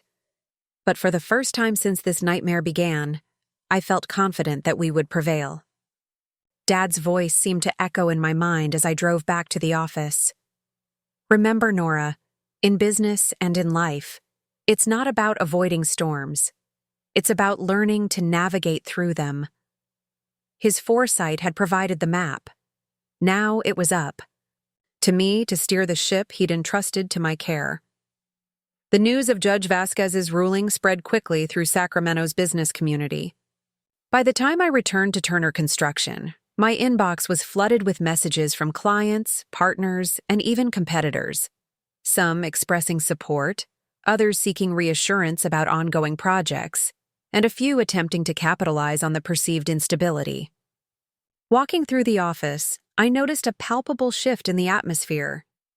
The anxiety of the past few days had given way to cautious optimism. Employees who had been whispering in corners were now working with renewed focus. My temporary appointment as administrator had provided the stability they needed. The Westridge developers called, Patricia reported as I settled back into the office. They want to meet tomorrow to discuss their project's future. Set it up, I replied, and arrange a conference call with all our major clients for Friday. I want to address their concerns directly and transparently. Already on it, she nodded. Oh, and Detective Rivera called. They've executed a search warrant at your father's lake house. This surprised me. What are they looking for? I already retrieved the documents from the safe. He didn't say specifically, but mentioned they're following up on new evidence related to your father's medical condition. A chill ran through me. The possibility that Vanessa had been slowly poisoning Dad still felt surreal, like a plot from a crime novel rather than my family's reality. Yet Dr. Patel's findings left little room for doubt. Let me know if he calls back with more information, I said. I want to stay updated on the investigation. The rest of the day was a whirlwind of meetings, calls, and decisions as I worked to stabilize the company. By evening, we had reassured most of our major clients, established clear leadership for ongoing projects, and begun assessing the damage caused by Vanessa and Vincent's brief tenure. I was reviewing project timelines when Neil knocked on my door, his expression troubled. Sorry to bother you, Nora, but there's something you should see. He handed me a tablet displaying the website of Westco Development. Front and center was a press release announcing their groundbreaking new construction methodology, complete with technical specifications that were unmistakably my father's work. "They're not even trying to hide it," I said, anger rising as I scrolled through the details. "This is Dad's foundation reinforcement system, word for word." "That's what I thought," Neil confirmed. "They're presenting it as their own innovation, planning to use it on their new downtown project." I handed the tablet back to him. "Send this to our legal team immediately. We need to file for an injunction first thing tomorrow." After Neil left, I sat back, thinking through the implications. Westco's brazen theft confirmed what we'd suspected. They believed they could act with impunity, assuming the chaos at Turner Construction would prevent us from defending our intellectual property. "They have no idea what they're in for," I murmured, reaching for the phone to call Michelle Lang. The next morning, local business news was dominated by two headlines: "Turner Construction Heir Regains Control After Fraud Allegations," and "Westco Faces Injunction Over Alleged Stolen Technology." The story was gaining traction, drawing attention not just to the family drama, but to the corporate espionage aspects. I arrived at the office early to prepare for the Westridge developers meeting, only to find Patricia already there, monitoring news coverage and managing the influx of media inquiries. "You look like you've been here all night," I observed, setting a coffee on her desk. "Nearly," she admitted, "but it's worth it. Look at this. The Architectural Innovation Forum just pulled Vincent's invitation to speak at their conference next month. They've asked you to take his place." The swift reversal was satisfying but secondary to our core priorities. We need to focus on our clients and projects first. The industry recognition will follow if we handle this correctly. "Speaking of clients," Patricia said, "the Westridge team is already in the conference room. They're early." The Westridge development was our largest ongoing project, a mixed-use complex that would transform a formerly industrial area into a sustainable urban village. My father had won the contract just before his diagnosis, seeing it as the crowning achievement of his career. I straightened my blazer and grabbed my presentation materials. Let's not keep them waiting. The tension in the conference room was evident as I entered. Frank Westridge, the project's primary investor, sat at the head of the table, flanked by his development team. His expression was guarded, but not hostile. "Nora," he greeted me, standing to shake my hand. "Quite a situation you found yourself in." "Indeed," I replied calmly, "but not one without resolution. Thank you for coming in today." "To be frank," he said, returning to his seat, "we're concerned about the stability of this project. The headlines about your family company aren't exactly reassuring to our investors." I nodded, acknowledging his concern. "Completely understandable. That's why I wanted to meet in person rather than let rumors and news reports shape your perspective." For the next hour, I walked them through the current status of Turner Construction, the legal protections now in place, and most importantly, our unwavering commitment to the Westridge project. I was transparent about the challenges while emphasizing our concrete steps to address them. "The intellectual property concerns are particularly worrying," Frank noted. "If your designs were compromised—" "They weren't," I interrupted confidently. "My father created Turner Legacy Holdings specifically to protect his innovations. The methods and designs for your project are secure and legally protected, regardless of what's happening with Turner Construction more broadly." Frank exchanged glances with his team. "And you control this legacy company?" "I am the sole owner," I confirmed, "which means your project has continued, uninterrupted access to the proprietary methods that made our bid so competitive in the first place." The atmosphere in the room shifted perceptibly from concern to cautious relief. After a few more questions about timelines and contingency plans, Frank leaned back, his decision apparently made. "Your father always said you were the future of Turner Construction," he remarked, Looks like that future arrived sooner than expected, but based on what I'm seeing today, the company is in capable hands. Thank you, I replied, genuinely touched by the vote of confidence. This project meant everything to my father. Completing it to his standards is personal for me. As they left, Frank paused at the door. By the way, Vincent, or whatever. His name is, tried to contact us yesterday, claiming he could still deliver on the contract through Westco instead. Thought you should know. The revelation didn't surprise me, but it confirmed they were moving aggressively to poach our clients. I appreciate the heads up. Back in my office, I found a message from Detective Rivera asking me to call him. I did so immediately. Ms. Turner, he began without preamble when he answered, we've found something interesting at the lake house.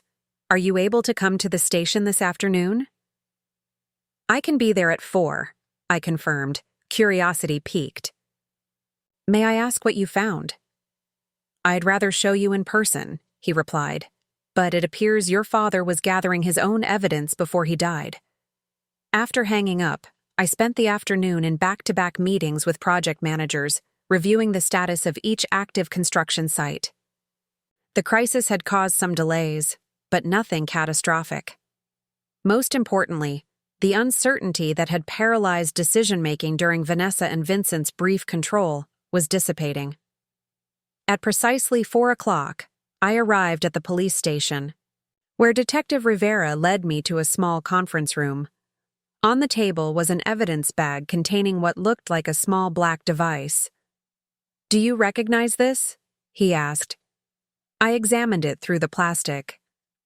It looks like a hidden camera, the kind used for home security. Exactly, Rivera confirmed. We found 3 of them at your father's lake house, professionally installed in the main living areas.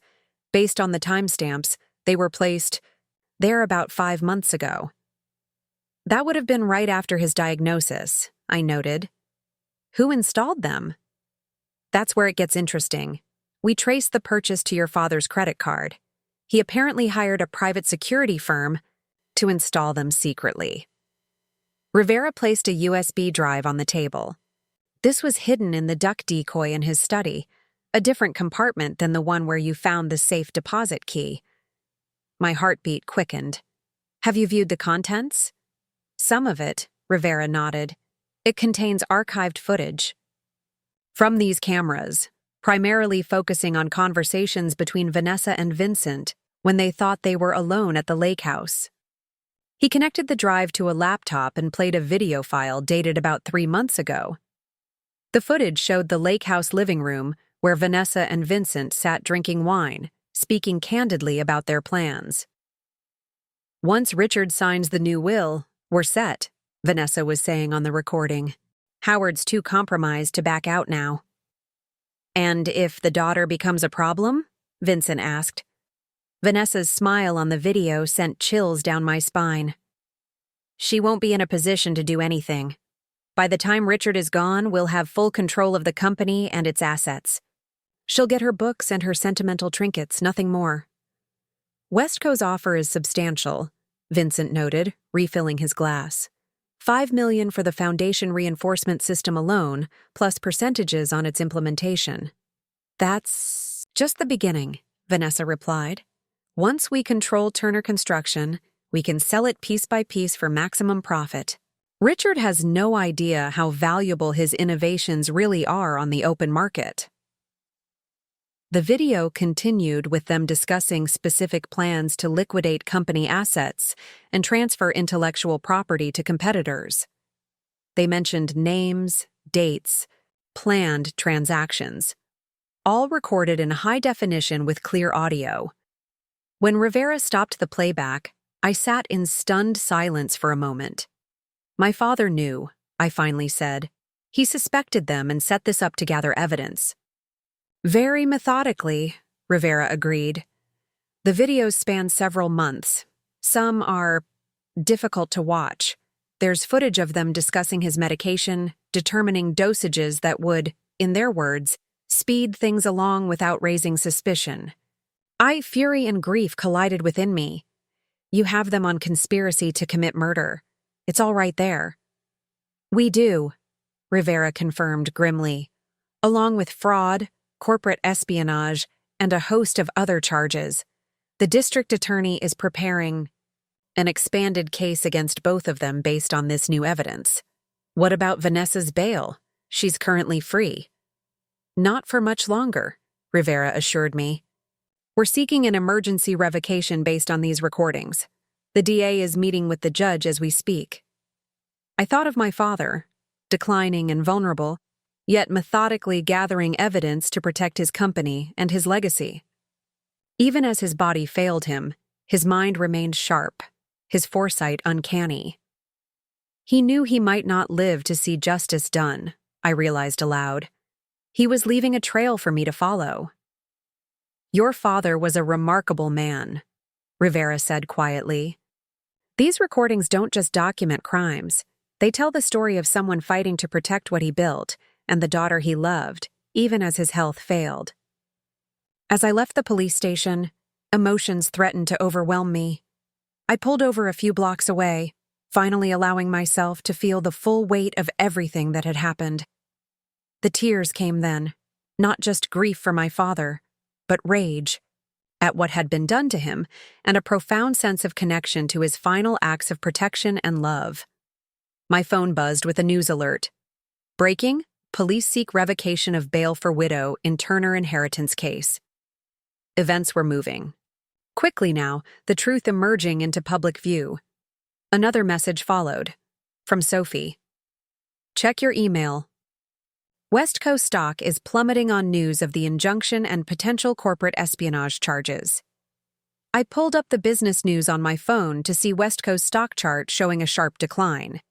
The company had issued a hasty statement, temporarily withdrawing their new construction methodology pending clarification of intellectual property concerns. After years in business, Dad had often told me that reputation was a company's most valuable and fragile asset. Wesco was learning that lesson the hard way, their credibility crumbling as their connection to Vanessa and Vincent's scheme became public knowledge. By the time I composed myself and continued back to the office, another news alert appeared. Arrest warrant issued for Vanessa Turner after new evidence in husband's death. Justice was coming swiftly now, the careful groundwork, laid by my father and our subsequent actions bearing fruit. As painful as this process had been, the truth was finally emerging, not just in a lawyer's office, but in court records, news headlines, and criminal investigations. Back at Turner Construction, I found the executive team gathered in the conference room, monitoring the breaking news coverage. You've seen the reports? Patricia asked as I joined them. I nodded. Detective Rivera showed me the evidence they found. It's conclusive. The news is saying they're looking for Vanessa now, Neil said. Apparently she's not at your father's house or her attorney's office. A knot of concern formed in my stomach. She might be trying to flee. The judge ordered her to surrender. Her passport, but... My thought was interrupted by my phone ringing, a blocked number. I answered cautiously. Hello, Nora. Vanessa's voice was eerily calm. I see you've been busy uncovering your father's little surveillance project. My blood ran cold. Where are you, Vanessa? Somewhere the police won't find me easily, she replied. But don't worry, I'm not leaving town just yet. We have unfinished business, you and I. The only business left is you facing justice for what you did to my father, I said, my voice steady despite my racing heart. Her laugh was chilling. Justice is such a subjective concept.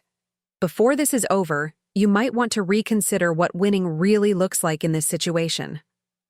Is that a threat? Let's call it a reality check, she replied. Your father was clever with his recordings and his secret company. I'll give him that. But I've been playing this game much longer than either of you. The police are looking. For you right now, I reminded her. I'm sure they are, she said dismissively. But before they find me, ask yourself this. How sure are you that you've uncovered all my contingency plans? Richard wasn't the only one who knew how to hide things. The line went dead before I could respond. I immediately called Detective Rivera, relating the conversation word for word. "We're tracing the call now," he assured me. "Don't worry, we'll find her." But as I rejoined the executive team, Vanessa's words echoed in my mind. What other plans had she put in place? What else might she have done that we hadn't yet discovered?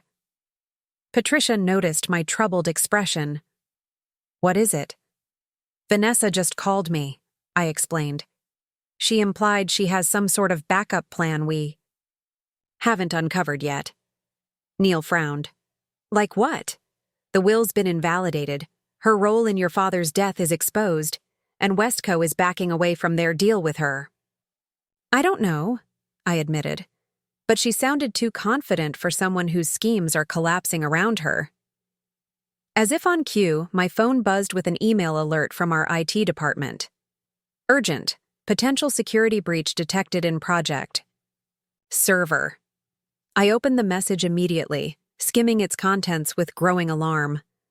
Our IT team had discovered a dormant program embedded in our main project server, malware designed to corrupt or delete files upon remote activation.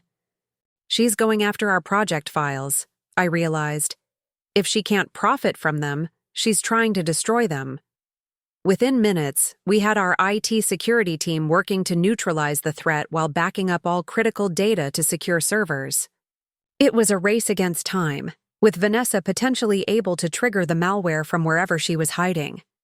The first consequences of exposing Vanessa and Vincent's scheme were becoming clear. Not just legal repercussions, but desperate countermeasures from a woman with nothing left to lose. The victory we'd achieved in court and in public opinion was real, but Vanessa's final moves in this deadly game were still unfolding.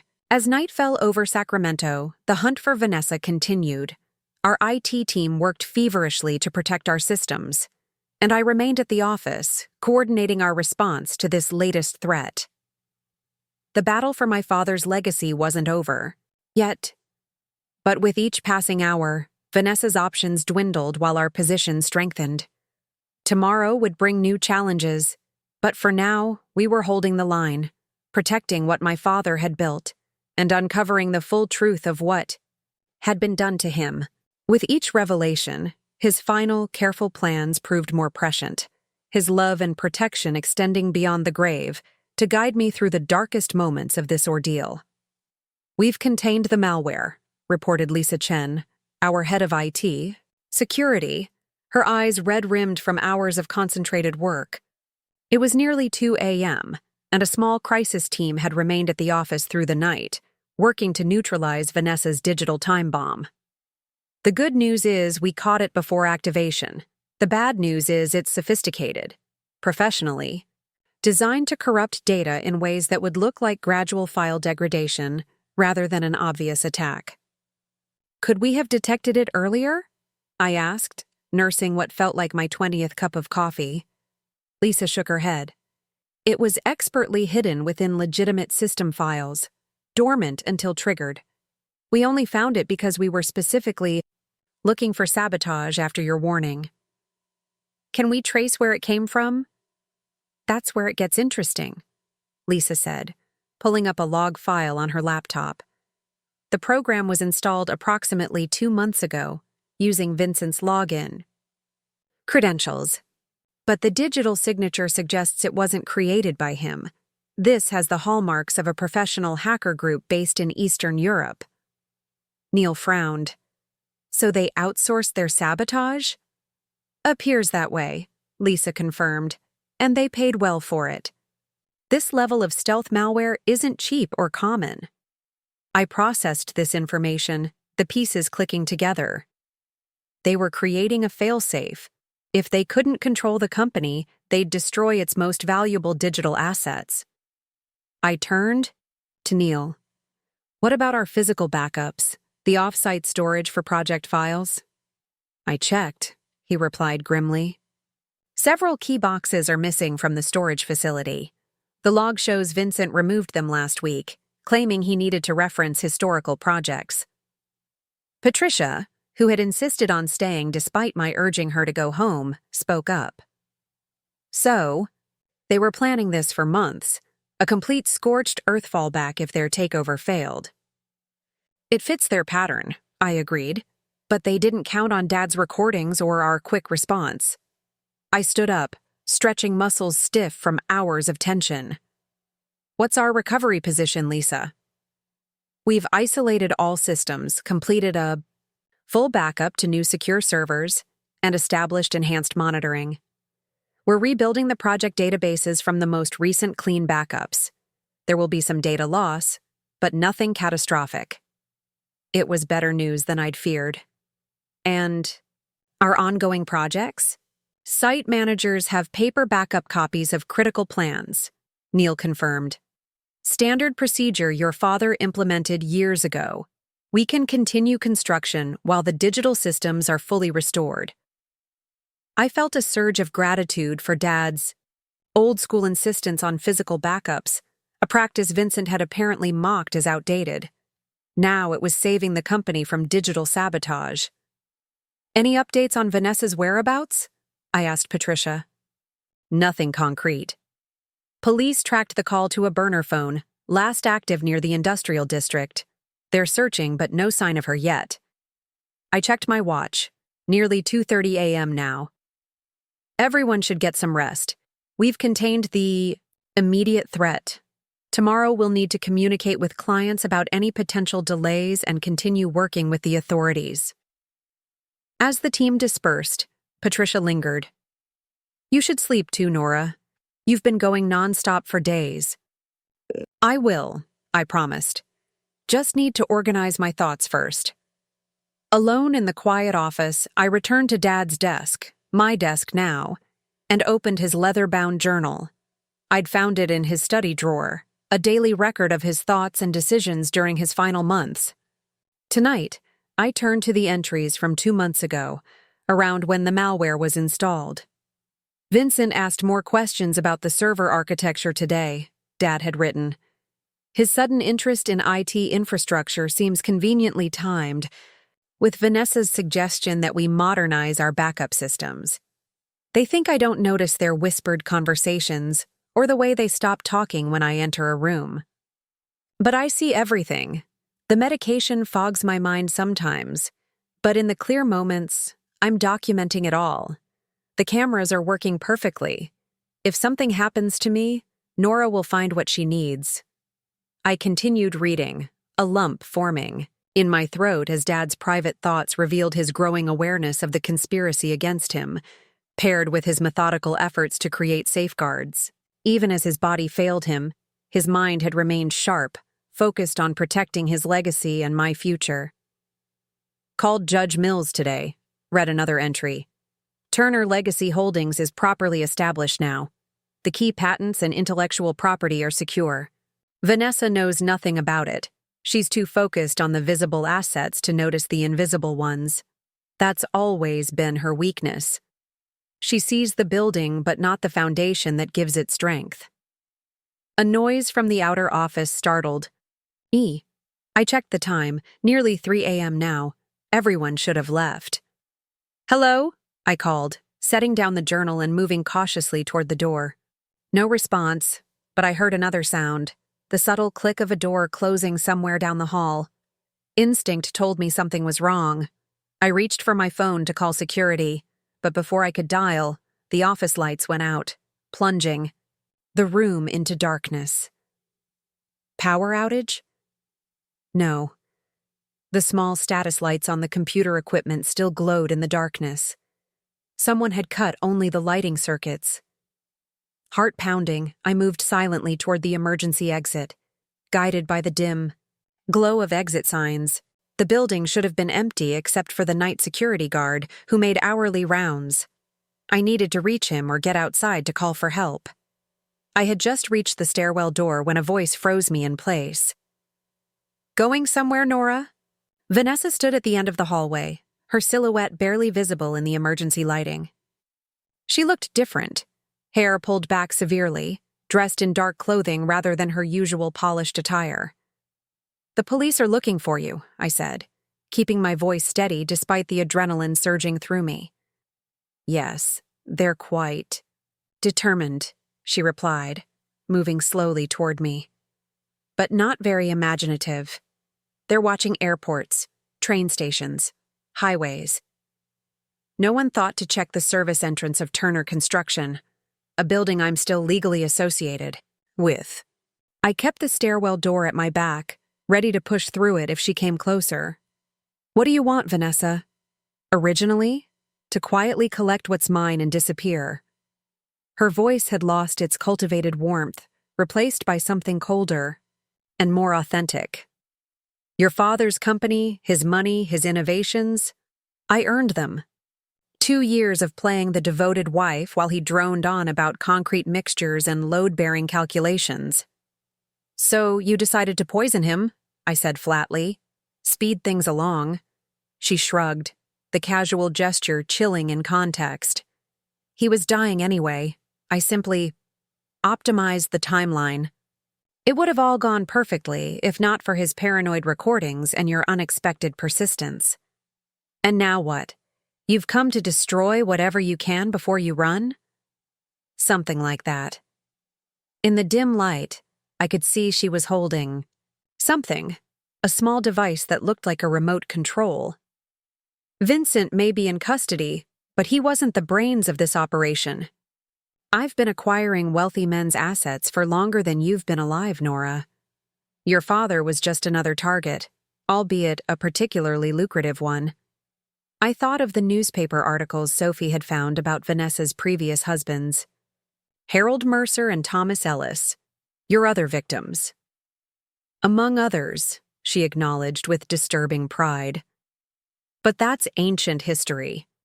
Right now, my concern is ensuring that if I can't have Turner Construction's assets, no one can, especially not you." She held up the device. "Do you know what this is?" "The trigger for the backup plan. Your IT team found the first layer of malware, yes, but not the second. While Vincent distracted everyone with his obvious sabotage, I planted something far more elegant in your CRM system, a program that will scramble all client records, destroying relationships built over decades. At the same time, it will transfer significant funds from your corporate accounts to untraceable offshore holdings." My mind raced. Lisa had been focused on the project servers, not the client management systems.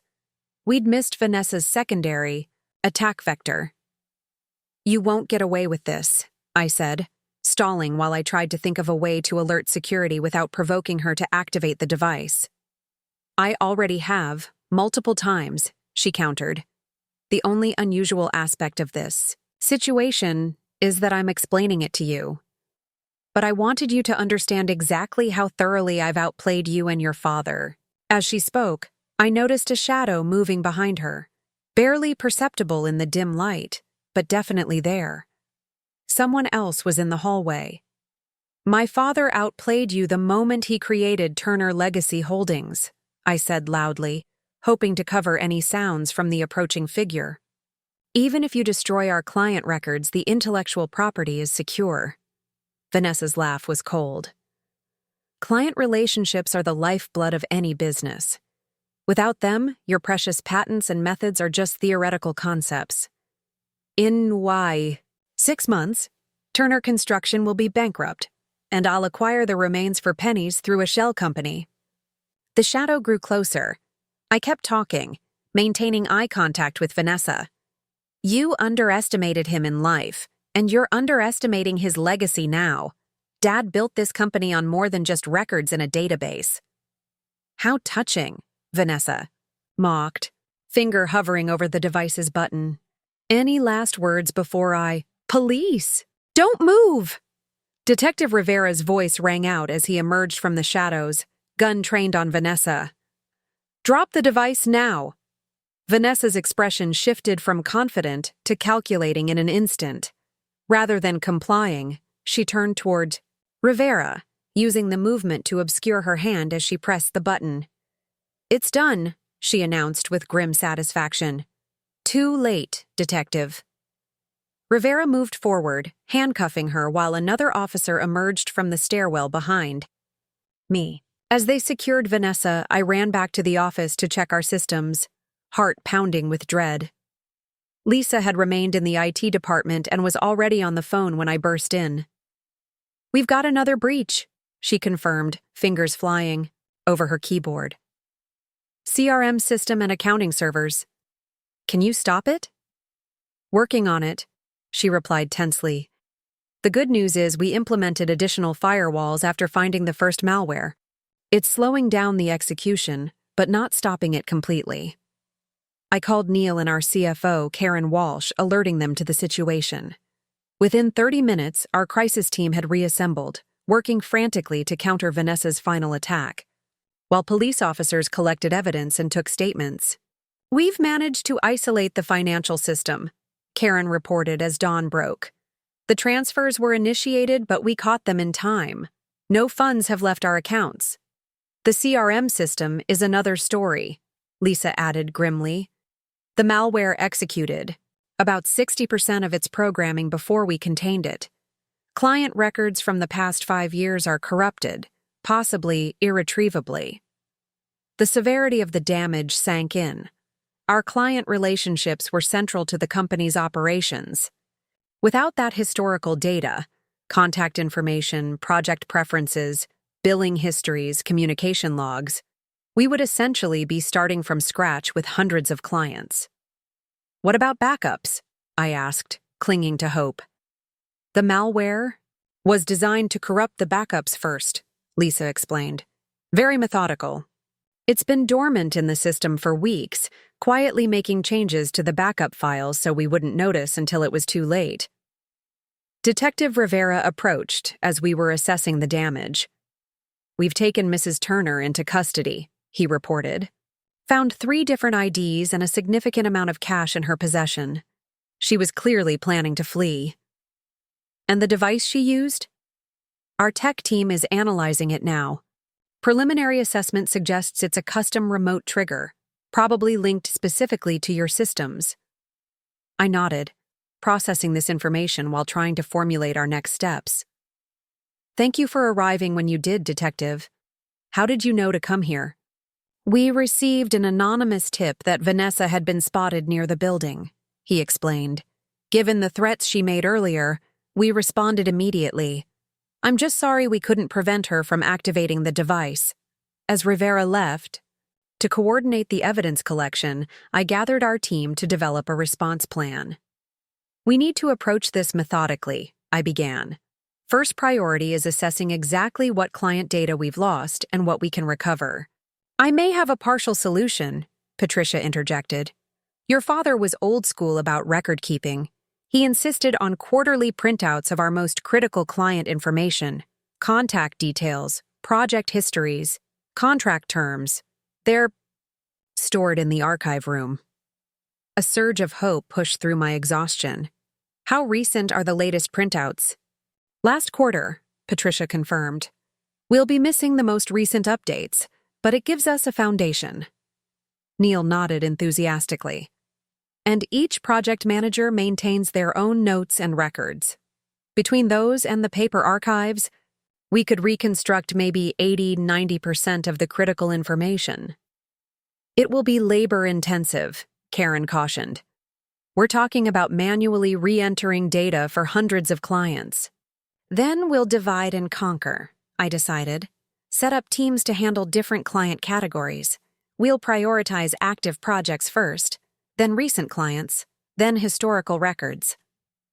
As the team dispersed to implement this plan, I took a moment alone in Dad's office, drawing strength from the space he had occupied for so many years. Vanessa had tried to destroy what he built, targeting not just the physical assets, but the relationships that formed the true foundation of Turner Construction. But in her arrogance, she had overlooked something fundamental. The company wasn't just digital records and bank accounts. It was people, employees who had worked alongside my father for years, clients who trusted the Turner name, and a culture of resilience that couldn't be corrupted by malware. With renewed determination, I rejoined the recovery effort, For the next 12 hours, our entire staff mobilized to reconstruct our client records. Project managers retrieved personal notes, site supervisors called in data from the field, and administrative staff organized a systematic approach to rebuilding our databases from paper records. By evening, we had established a clear picture of the damage and our recovery path. We would need to personally contact each client, explain the situation, and verify their information. It would take weeks to fully rebuild, but it was possible, and in the process, we would actually strengthen many client relationships through personal outreach. As I finally prepared to leave for some much-needed rest, Detective Rivera called with an update. "We finished our initial interrogation of Vanessa Turner," he reported. "She's not cooperating regarding the corporate espionage, but our forensic accountants have traced financial connections to at least 2 executives at Westco Development." "So they were directly involved," I confirmed. "Appears so.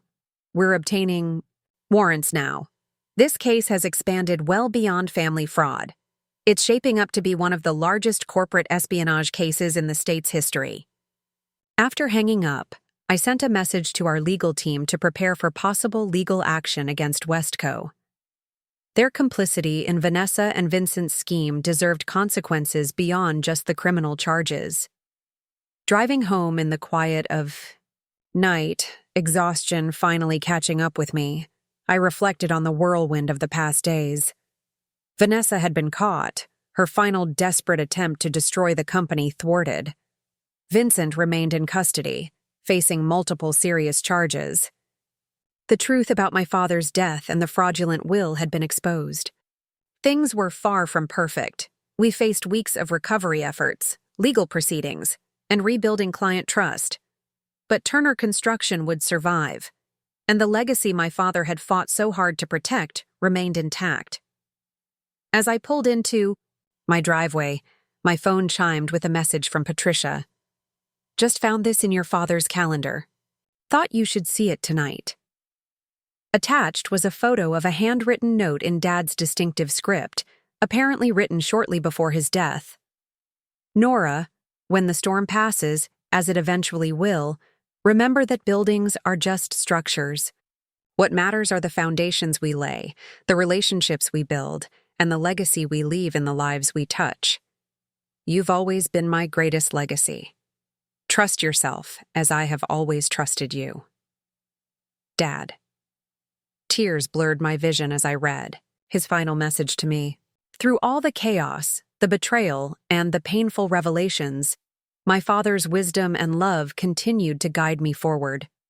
The inheritance that truly mattered couldn't be stolen or corrupted. It lived on in the values he had instilled in me and the strength he had helped me discover in myself. 3 months after Vanessa's arrest, I stood at the podium in our newly renovated conference room, facing the assembled employees of Turner Construction. The room was filled to capacity, with staff from all departments gathered for this important announcement. "Thank you all for coming," I began, looking out at the familiar faces that had become like family over these challenging months. "Today marks an important milestone for our company. As you know, the court has formally invalidated the fraudulent will and confirmed me as the rightful heir to Turner Construction." A round of applause broke out, genuine and heartfelt. These people had stood by me through the darkest days, working tirelessly to rebuild what Vanessa and Vincent had tried to destroy. "More importantly," I continued when the applause subsided, "the merger of Turner Construction with Turner Legacy Holdings is now complete. The 2 companies my father created, one visible, one hidden, are now unified under a single structure that preserves his vision while securing our future." The legal process had been complex but necessary. By formally combining the 2 entities, we had created a stronger, more resilient organization with clear ownership and protected intellectual property. I'm also pleased to announce that the Westridge development is back on schedule, with the foundation work beginning next week. This news elicited another round of applause. Our flagship project, temporarily delayed by the crisis, was moving forward with renewed momentum. None of this would have been possible without your extraordinary efforts, I acknowledged, my voice thick with emotion. When our client records were compromised, you worked day and night to rebuild them. When our projects faced uncertainty, you reassured clients and maintained our standards of excellence. When everything was in chaos, you showed up and did your jobs with professionalism and dedication. I paused, looking around the room at the people who had become my strongest supporters. Patricia with her unwavering loyalty, Neil and his project teams who had kept construction moving despite the turmoil, Lisa and the IT department who had secured our systems against future threats, Karen and the finance team who had protected our assets. My father built this company on relationships, integrity, and innovation, I continued. Those values sustained us through this crisis and will guide us forward. Today, I want to share our vision for the future of Turner Construction. For the next 30 minutes, I outlined our strategic plan, expanding into sustainable construction, investing in emerging technologies, establishing a scholarship fund for students pursuing careers in architecture and engineering. With each initiative, I could feel the enthusiasm in the room growing, a shared excitement for what lay ahead. Finally, I concluded, I'm establishing the Richard Turner Foundation for Architectural Innovation, funded with 10% of our annual profits. This foundation will continue my father's legacy of pushing boundaries in construction methods while supporting community development in underserved areas. As the presentation ended and employees filtered out to return to their work, Patricia approached with a proud smile. "Your father would have loved that presentation," she said. "Especially the foundation. He always wanted to give back more directly." "I think so too," I agreed. "It feels right, honoring his vision while moving the company forward." My new office, adjacent to what had been Dad's, reflected this balance between honoring the past and embracing the future. I'd kept his antique desk, but paired it with modern ergonomic chairs. His collection of architectural models shared space with cutting-edge 3D renderings of our current projects. The wooden duck decoy that had hidden his secrets now sat on a shelf beside my own mementos, a visible reminder of his foresight and protection. Later that afternoon, I met with Michelle Lang to discuss the ongoing legal proceedings against Wesco Development. "The criminal case against Vanessa and Vincent is proceeding smoothly," Michelle reported as we reviewed the latest updates. "With the video evidence and financial documentation, the prosecution has an exceptionally strong case. They're both facing significant prison time." "And Wesco?" I asked. "That's where it gets interesting." Michelle smiled, a predatory gleam in her eye. "Their CEO and COO have been indicted for corporate espionage and conspiracy. Their stock has dropped 40%. Their reputation is in tatters, and 3 major clients have already canceled contracts." I nodded, satisfied with the consequences they were facing for their role in my father's suffering. "What about our civil suit?" "We're in a stronger position than ever," Michelle confirmed. "Their lawyers reached out this morning with a settlement offer. $75 million plus a public apology and commitment never to use any Turner construction methods." The figure was substantial, but I wasn't interested in a quick resolution. "Decline it," I instructed. "I want discovery to proceed. Let's see exactly how deep their involvement went and who else might have been part of this conspiracy." Michelle nodded, unsurprised by my decision. "I had a feeling you'd say that. I'll inform them that we're proceeding to trial." After she left, I walked to the window overlooking the city my father had helped build. Turner construction projects dotted the skyline: the Peterson Tower with its distinctive curved glass, the Riverwalk development that had transformed the waterfront, the community arts center that had won multiple design awards. Each structure represented not just architectural achievement, but the values Dad had embedded in the company: quality, innovation, integrity. A knock at the door interrupted my reflection. It was Judge Mills, arriving for our scheduled meeting. "Nora," he greeted me warmly. "The place looks different. Richard would approve of the changes." "Thank you," I said, gesturing for him to sit. "I'm trying to find the right balance, respecting his legacy while making the company my own." "That's why I'm here, actually," Judge Mills said, placing a folder on the desk between us. "These are the final documents related to your father's estate. With the fraudulent will invalidated and the legitimate one accepted by the court, everything is now officially yours: the company, the properties, the remaining financial assets." I opened the folder, scanning the legal documents that formalized what we had fought so hard to establish. "It feels strange," I admitted, "after months of fighting for this, to have it resolved with signatures on paper." Judge Mills nodded, understanding. "Legal resolutions are often anticlimactic that way, but don't underestimate the significance of this moment, Nora. Your father's wishes have been honored. Justice has been served." "Not completely," I noted. "The criminal trials are still pending." "True," "but Vanessa and Vincent are behind bars. The company is secure in your hands, and your father's legacy is intact." Those were his primary concerns. After completing the paperwork, Judge Mills prepared to leave but paused at the door.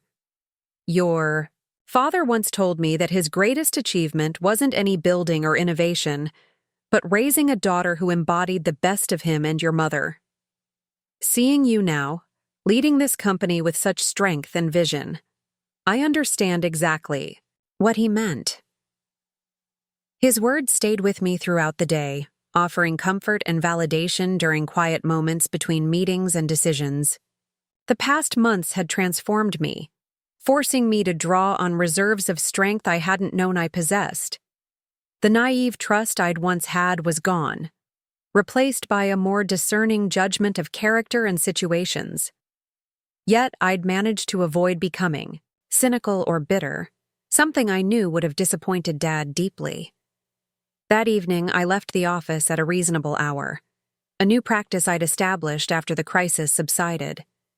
Dad had always emphasized the importance of balance, though he'd struggled to achieve it himself in his later years. I was determined to learn from both his successes and his challenges. I drove not to my apartment but to the lake house, which had been cleared by police and returned to the estate months ago. I hadn't visited since retrieving the documents from the floor safe what felt like a lifetime ago. Now, with the legal matters settled and the company stabilized, it felt right to return to this place that had meant so much to Dad. The cabin looked just as I remembered: rustic, welcoming, peaceful.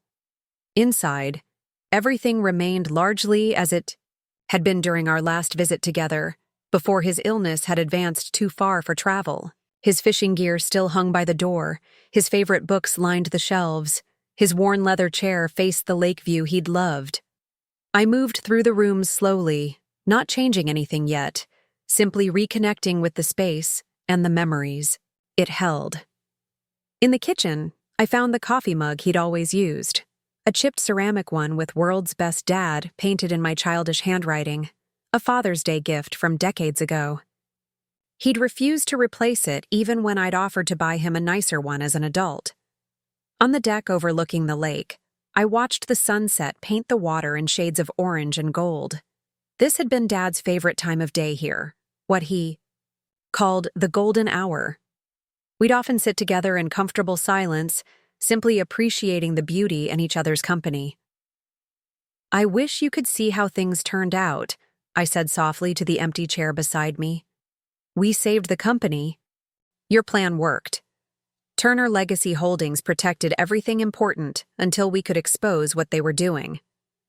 The wind rustled through the pine trees, a soothing sound that had always calmed Dad during stressful periods. "The hardest part was learning how they betrayed your trust," I continued, finding comfort in speaking aloud the things I wished I could tell him. "But the best part was discovering how thoroughly you'd prepared, how you'd thought of everything to protect me and your legacy even when you were suffering." As darkness fell, I went inside and built a fire in the stone fireplace, another ritual Dad had cherished. Sitting before the dancing flames, I made a decision. I would keep the lake house, restoring what needed updating but preserving its essential character. This would remain a place of connection to Dad and the values he'd instilled in me. My phone chimed with a message from Patricia. "Just checking in. How's the lake house?" "Peaceful," I replied. "Exactly what I needed. See you tomorrow." I added another log to the fire and opened Dad's dog-eared copy of Thoreau's Walden, finding comfort in the familiar passages he'd underlined over the years.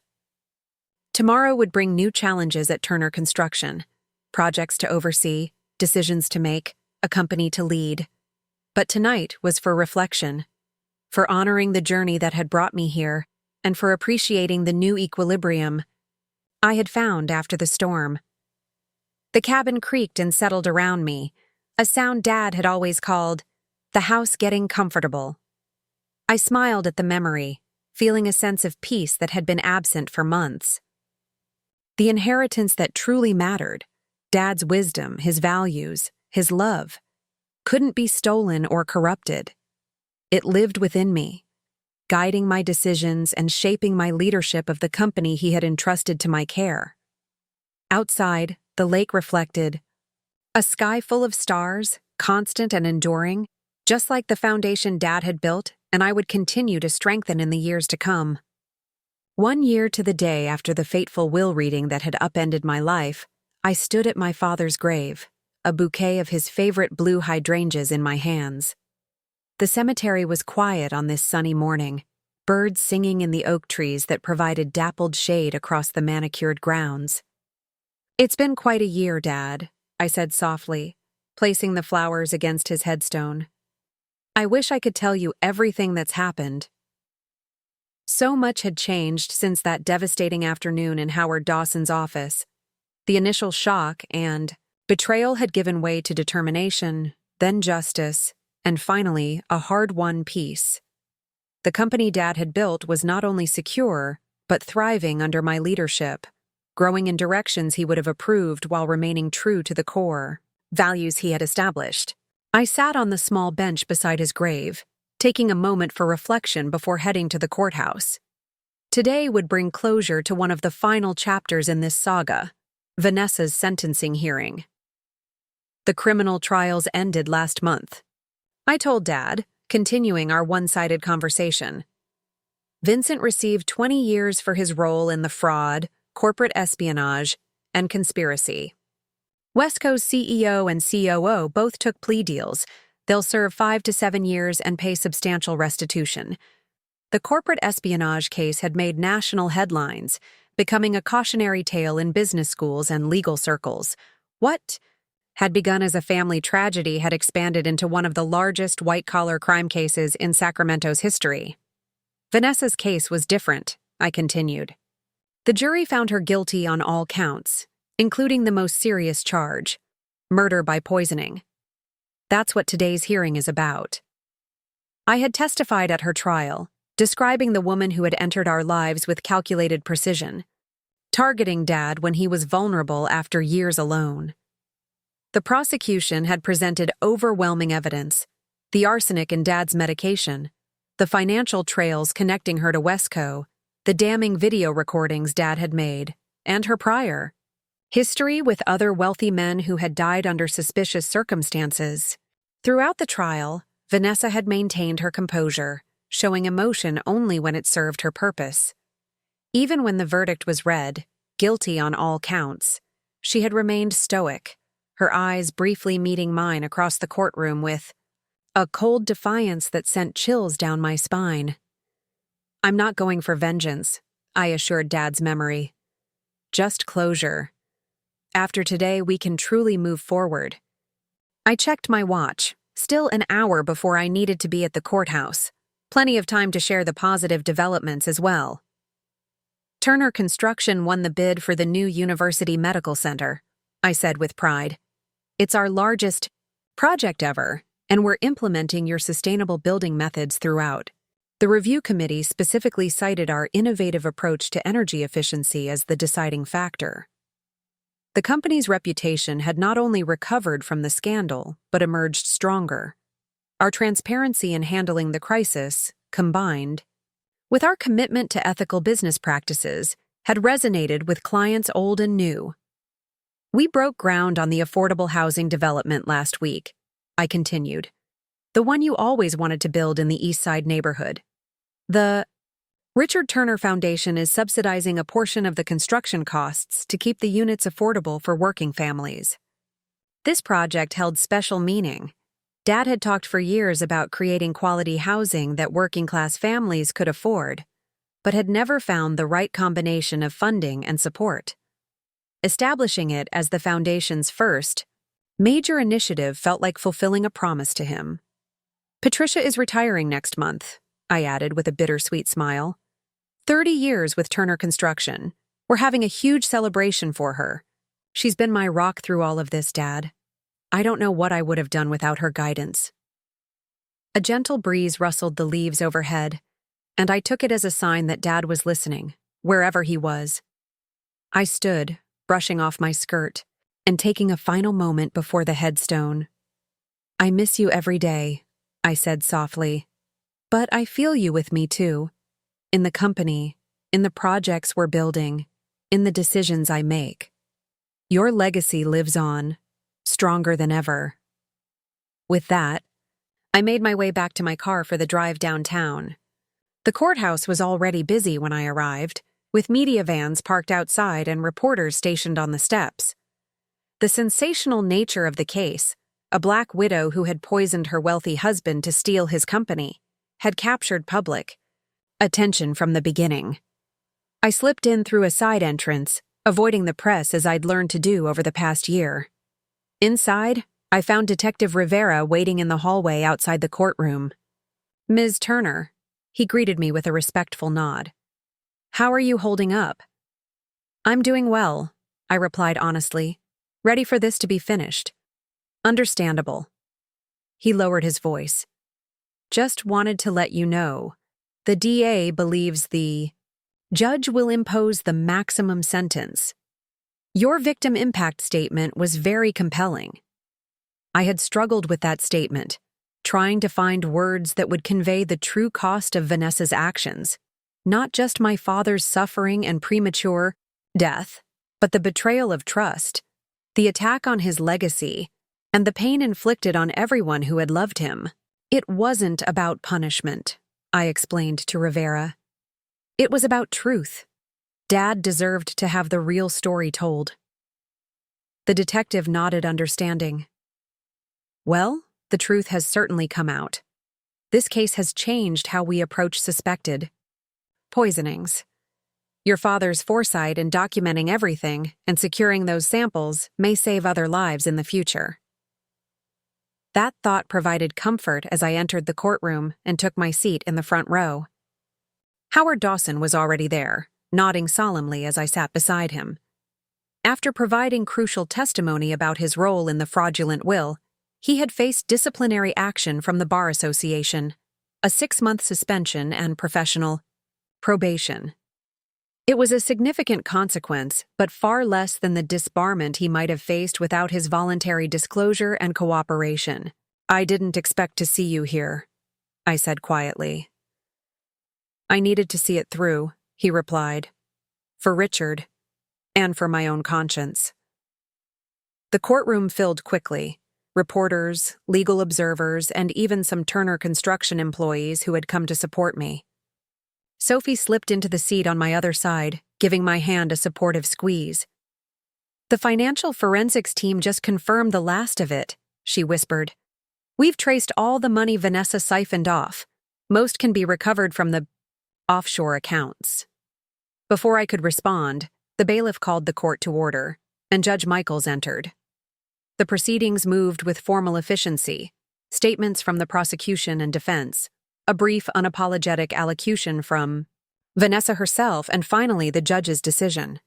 Vanessa Marie Turner, Judge Michaels began, her voice stern.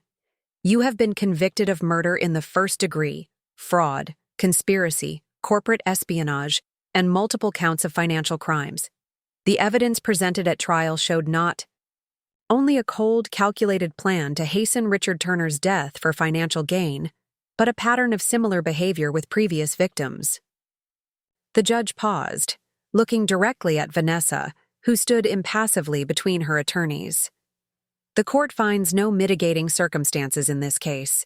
Indeed, your lack of remorse and the calculated nature of your crimes are aggravating factors. Therefore, it is the sentence of this court that you be committed to the state penitentiary for life without the possibility of parole. A murmur ran through the courtroom, but I remained still, processing the finality of the judgment. It wouldn't bring Dad back or erase the pain of his betrayal and suffering, but it would ensure Vanessa could never target another vulnerable person, never again use charm and manipulation to destroy lives for profit.